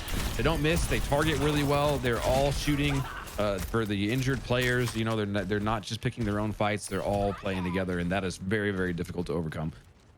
Absolutely. Both DPS are just absolutely putting out numbers. Even the support on stock side, you know, Industrial is just, you know, 12,000 heals. Milkshake for Team 4, you know, 10,000 respective. Just big support plays here. Yeah, lots of big support plays. They're just getting them beat a little bit on the damage and a little bit on the eliminations here for Team 4, and StockTo just is showing what they do, man. They just come in, they give you no room to breathe. They collapse on you as soon as I feel like as soon as somebody makes a call, like, you know, a Genji week, Soldier week, everybody just stops what they're doing and focuses fire on that person until they're down, and then it just snowballs. And if they can keep snowballing it like they've been doing, they're gonna have this one in the bag. We got 20 seconds left for Team 4 to make something happen here on that first point, and StockTo is not giving any signs of giving up here. Swam's able to take down the fire right here with the ult on Soldier, so at least they get to go away with that. Oh, nice melee by Maverick on Night Dog, taking him out as he was trying to get back to the heals. Classic Genji. And Cranial trying to get in there to stall something. Does set the overtime clock, but immediately goes down, and we are just in a scramble here. And it looks like that is going to be it. StocktoCrêperie, I probably said that wrong still, wins the match. Wins the match and the tournament. That was I got sidetracked. That is our final round. So StocktoCrêperie is the champions, guys. That's crazy. They played so well. And Team 4, thank you guys for coming back and playing in this finals match again. It's always good to see you guys in here, and GG's. Tough fight for sure. Did you have a favorite play? What strategy did you like? What did you see in there? I gotta say my favorite play was baiting Benji into using his ult, and then Pain just like piecing out. That was just, it just shows the experience, because I would never have thought to just wait and then when you see it coming down to move, but just that awareness and just knowing the game, that was just phenomenal. How about you? Was there something that just was a huge highlight that round? You know, it was just what they've been doing the whole time. StockTo just playing as a team, targeting down or focusing down targets, and just having each other's back in that synergy. They play so well together. You can tell that this is very likely a team that has played a lot of games together in the past, and fun to see that in a 6v6 again instead of the 5v5. So just well played all around. StockTo, congratulations, great job. And then Team 4, I mean, you gave it your best shot. It was good. It was entertaining. It was fun to watch. It just wasn't your day. But thank you guys for coming back and competing in the finals here for us. Absolutely. And we have reached the end of our tournament. It's time to crown our victor. Yes, ladies and gentlemen, we have our victor. We've said it a couple times already, but congratulations to StockTo for winning the Dragonblade 6v6 edition and walking away with our prize pool of $300. StockTo, congratulations on your victory, and thank you to all of our competitors for participating in tonight's event. To our viewers, if you missed a portion of the tournament or would like to rewatch a segment, be sure to check out the VOD on our YouTube channel, which will be uploaded tomorrow. Join our Discord, follow the Twitter, and sign up on the website to stay up to date on all future events. Links are all in the descriptions below. If you want to participate in one of the tournaments, anyone can sign up. You do not have to be a pro player to participate. You just have to love the game. My name is Slevin, and it was a pleasure casting for you all tonight. Luminestra, is there anything you would like to say before we sign off for the evening? Absolutely. To our winners, enjoy your cash prize from tonight's events. I want to take a moment to thank our producer, our game masters, and our entire Kick Tournament Network team for making our community tournaments possible. To our esteemed competitors, thank you for your exceptional performance in tonight's events. Your outstanding gameplay has captivated our audience and elevated the community's tournaments experience for us all tonight. I want to give a special thanks to our winner, StocktoCrêperie, I'm pretty sure is how you say it. for the Glad you can- terrific performance this evening. I am French, it's my first language, so hopefully, you know, I made us proud. You all played phenomenally, and we hope to see you guys compete again in upcoming tournaments. To anybody interested in participating in future tournaments or leagues, head over to our website, our kicktournamentnetwork.com, where you can find all of our socials, the event scoreboard, Kick Tournament Network merch, and upcoming tournaments. Anyone who can participate, whether you're a new player or returning player, everybody is welcome. Come have some fun, you know. To our community members who support us through donations and subscriptions, we appreciate your support. Thank you for making these community tournaments possible, and thank you for choosing the Kick Tournament Network. To everybody watching, my name is Luminestra. Thank you so much for tuning in, and we hope to see you at our next event. Thank you for watching the Kick Tournament Network, and have a wonderful evening.